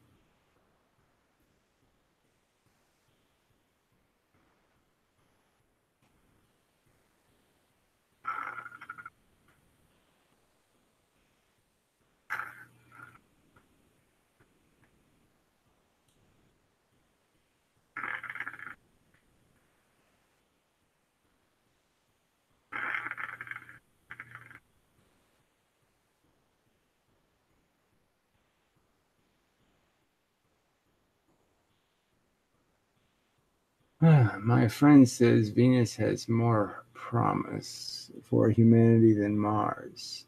Well, it's already got an atmosphere, which is a big help. I mean, frankly, so you already have a lot of chemistry. You just have to take all the bad chemistry out. So you have to filter out all the acid shit, and you have to, you know, and you just have to make it a lot less dense, so then it won't be so fucking hot. So you have to basically just strip some of the material out of the atmosphere. So you just blow up. I mean, some nukes might even do it, right? You'd nuke it and try to blow the heavy atmosphere out into space.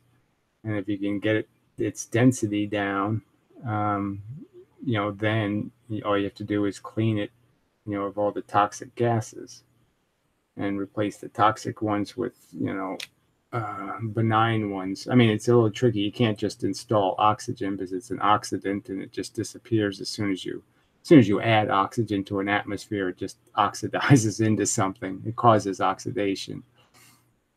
So oxygen, to have oxygen in an atmosphere, you have to have a source of a constant supply of oxygen. So you actually have to have something doing the photosynthesis thing, or you're fucked. You can't keep oxygen in you can't keep an oxygen atmosphere without something to provide it every day.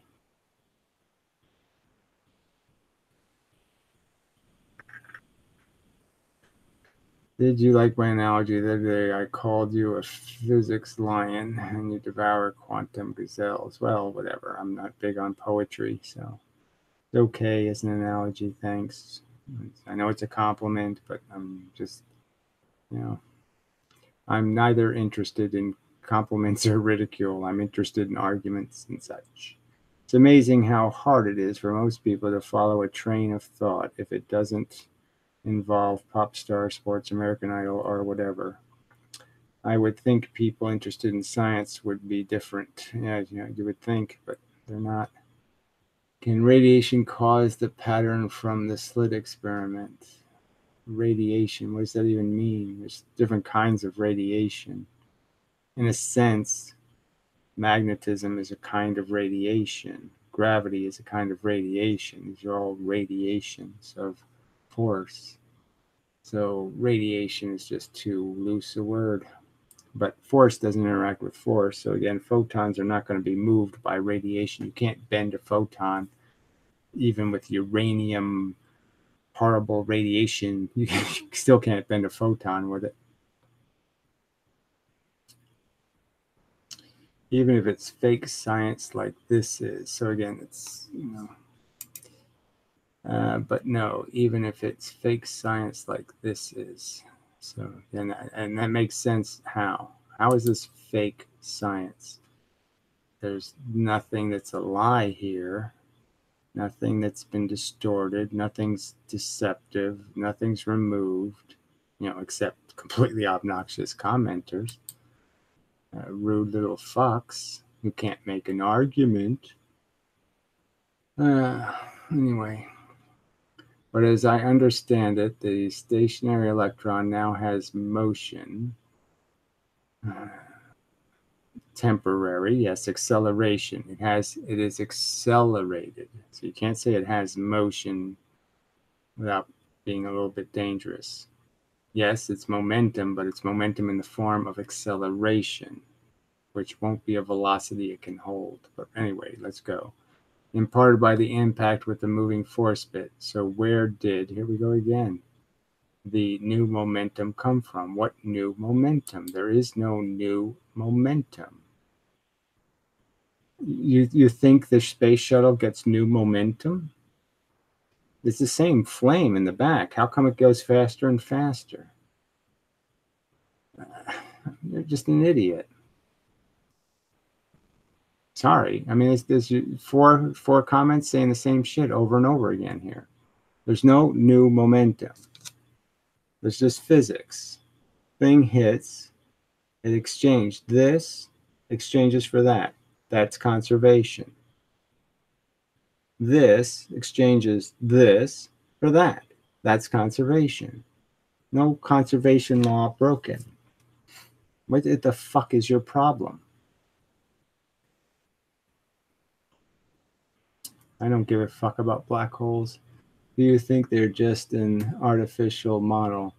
I think the idea of a Earth compressed to the size of a pea is absolute nonsense. I don't think there's any physics that allows that to happen. So yes, I think that's horseshit.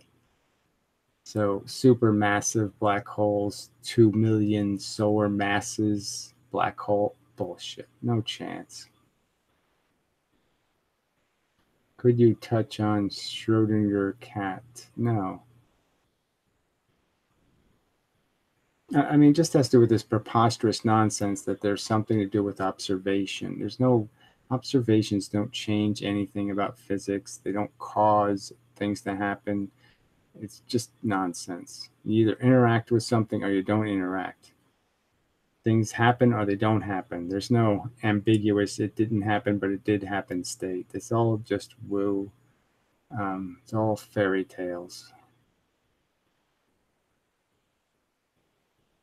I don't even know what that means. I mean, it just, no, it's worth deleting, but Eggvilly, Barrowy thingy, Electrovilly, whatever that is. What the fuck is that shit? God, people are so fucking weird.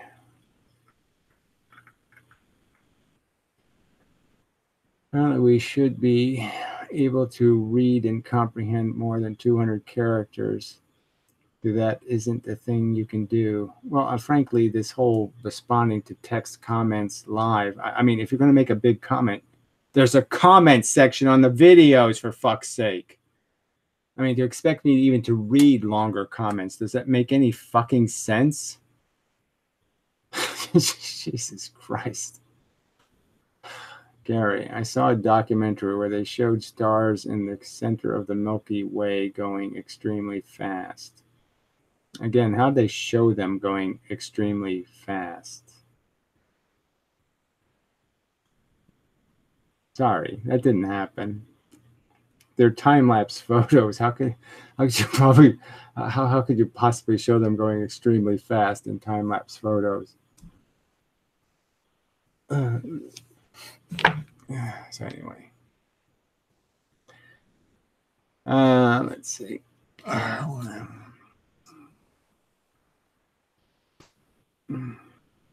Yeah, that was obviously speed up. See, those are a bunch of photos they took.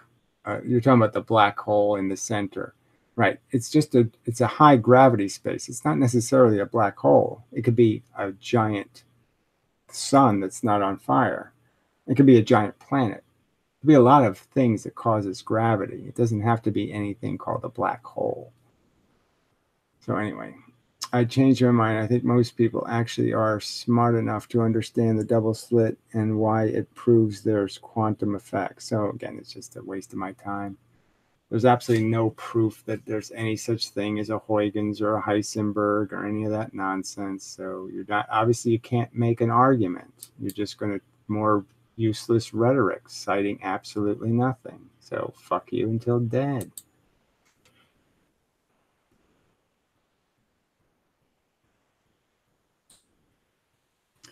The speed of darkness. Okay, you're not going to get anywhere with this.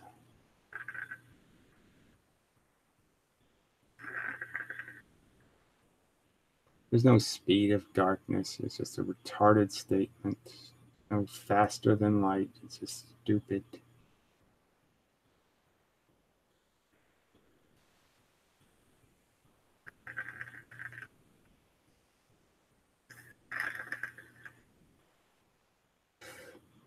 Show me your darkened gun. So show me the darkened gun.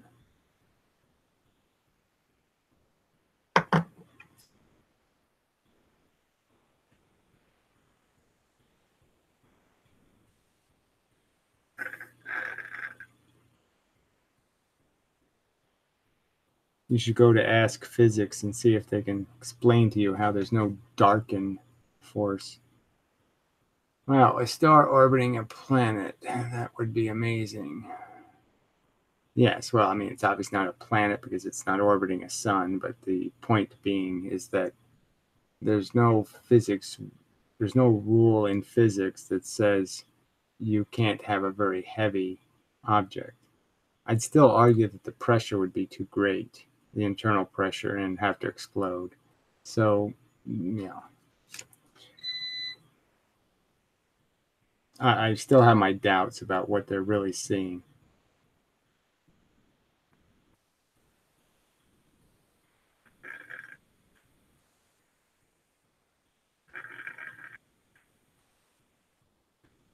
Can you explain how the shadow of my head can move across the surface of large distance faster than light? Well, again, it's not moving. There's photons going places. All right, and a shadow is just blocking photons. So there's photons hitting over here, but there's no photons here. Those moved at the speed of light to get where they're going. Now, if you move the flashlight, you move your flashlight, you're not moving light and dark, you're still shooting photons to locations, and they have to reflect and go back to your eye. You haven't changed the rules any at all. You haven't moved anything. You're just moving a pattern across the surface. You're not moving a thing across the surface. But whatever. I mean, that's just like, again, this is the kind of stuff you should go to your little Ask Physics rooms and do these kind of little game plays. Nothing in this universe moves faster than the speed of light. It doesn't happen. Nothing material. Patterns aren't material things. What would you like to enlighten us about? Well, that's really another pointless sentence. So that's not in English, so that's not going to work. No habla any other fucking bullshit. Speak English or go somewhere else.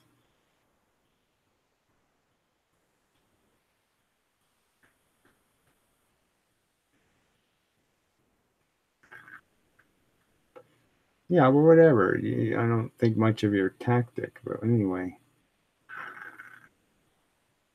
No point in talking a bunch of nonsense crap. Why should I waste my time explaining how the photons aren't actually moving this way?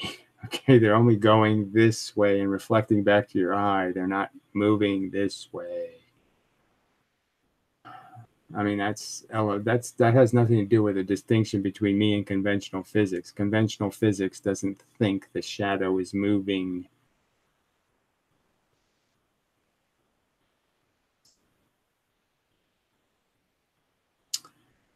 It was an interesting physics video I saw. Well, I don't know. There's nothing, frankly, I'm just saying there's nothing interesting about it because it's already a thing dealt with millions of times. I mean, I can take a laser beam and I can move it across the surface of the moon really fast. Doesn't, I can go from one end to the moon to the other end of the moon in a zillionth of a second. It doesn't mean that the laser light actually moved across the surface of the moon. Shit.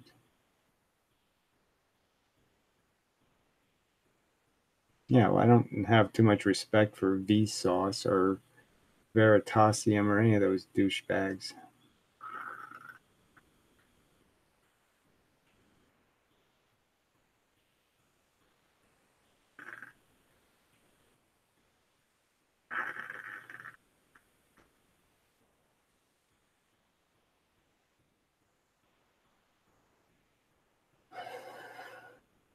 Well, because their physics is just propaganda physics.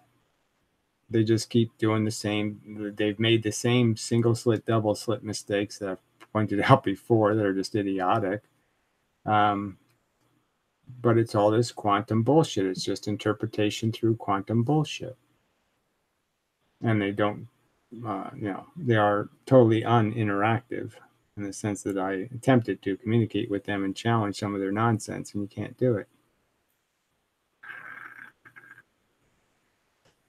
Yeah, well, he has this new channel called Rational Science, I think now. So go look that up. It's the rope guy, Bill Gates. He's been around for years. Bill Gates. He has a theory that everything, all the pieces of matter are connected by ropes.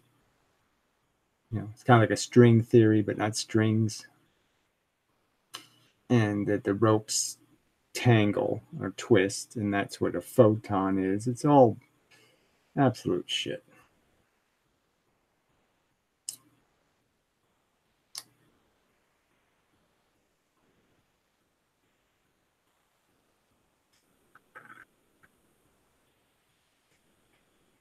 Well, I think being a little bit, if you had actually had a physics degree, you probably could get laid easier.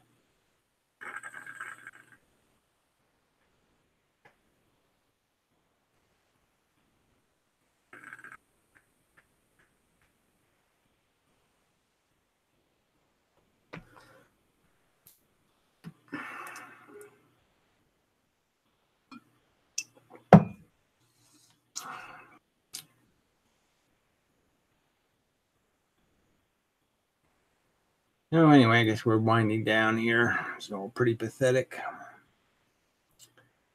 No, I don't have any degrees. I love brain cocks. I don't know what that even means, but whatever.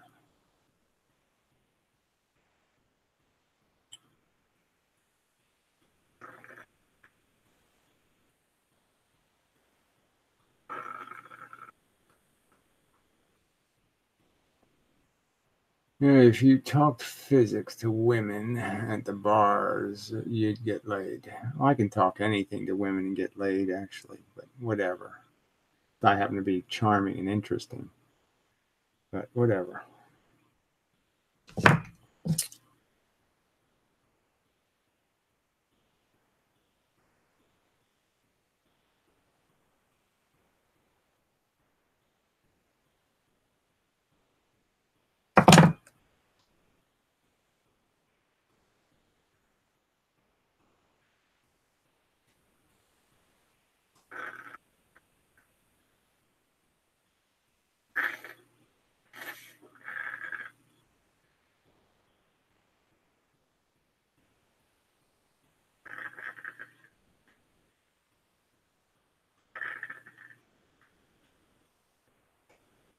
Yes, well, as pathetic as it is, I mean, I end up watching sometimes my own videos because everybody else's videos suck. It's just, it is pathetic. Everybody else seems like they're all moving backwards. Look, you don't need to have sex with somebody. I don't want to clue you into some kind of super big surprise. But you really don't need another person to mess it up. You can do a perfectly good job all by yourself. It's a head game, fucker. Everything's a head game. Everything just goes in your eyeballs and in your little senses. And you can make up any kind of story you want. And, it's just in your head. It's not happening in the real world. Your perception is just happening in your brain, and you can fuck with it all you want. Oh God, I'm not going to explain all the differences between me and Ken Wheeler. Our theories have absolutely nothing in common. Ken Wheeler doesn't even believe in waves, doesn't believe in any material universe. He doesn't believe in material things. He doesn't believe in particles. He doesn't believe in atoms. He doesn't believe in anything. He's a stupid, loopy, crazy, fucking fat, crazy person. The end. Virtual porn is on the way too. Yeah, well, they're so far behind. I mean, they haven't figured out anything. I don't want glasses to wear. I want something to put on my, dick. I want to virtually interact with parts that matter. I don't give a fuck about 3D bullshit. I don't need to see anything. I want to feel something. so obvious. They can't get this thing right. I mean, they're not even close to getting it right from my perspective.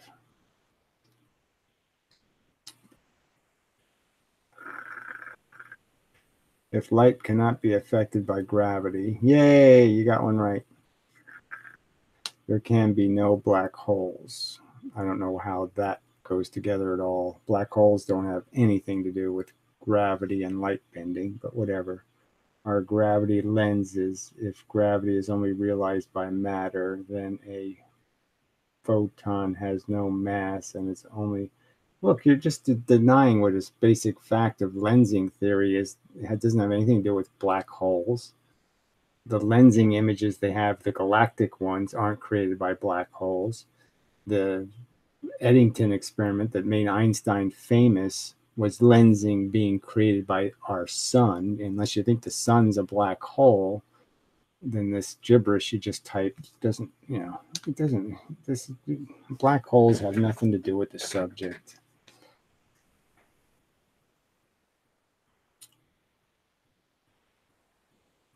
I mean, beyond the fact that black holes are a big source of gravity, but they still can't break the inverse square law, and they're still, you can't lens, you can't bend it 4 million miles from the mass. Gravity gets really weak the further you go away. It's just, they keep ignoring the argument. I'm not talking about sex here or virtual this or all that other shit. So I'd answer your question because it's a nothing question, but it's really, you're just insulting the purpose of this room.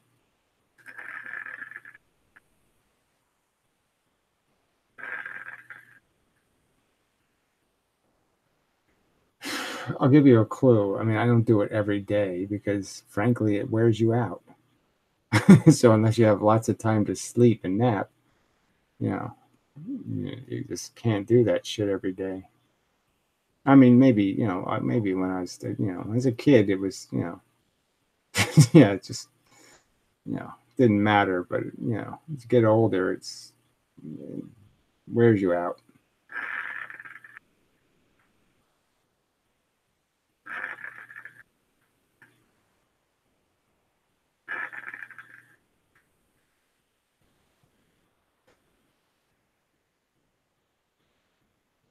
All right, so I guess we're dead. All right, so I don't know how long this was anyway. I should check and see. We would I should look at the clock. 1:30. Yeah, well, that's about 2 hours. Yeah, okay. All right, so till next time and such, so forth and whatnot, but not very encouraging. Be good word on Ask Physics. I'll spread the good word on Ask Physics. Well, yeah, I don't mind anybody doing anything on my behalf. I'm just saying I don't think Ask Physics has any interest in being interrogated. So, are answering my questions. So, till it be the next time and such, and, have a tolerable whatever period of time until then. Oxy coconut. Oh, that's funny. I don't think it is. Whatever. Oxy coconut. Whatever. I never take recommendations. It's always a good thing not to take is recommendations. So I'll be saved. All right, I'll endeavor to persevere. Probably something Benjamin Franklin should have said. Fuck, everyone's an idiot. Don't take anyone's advice. All right, so until next time, such.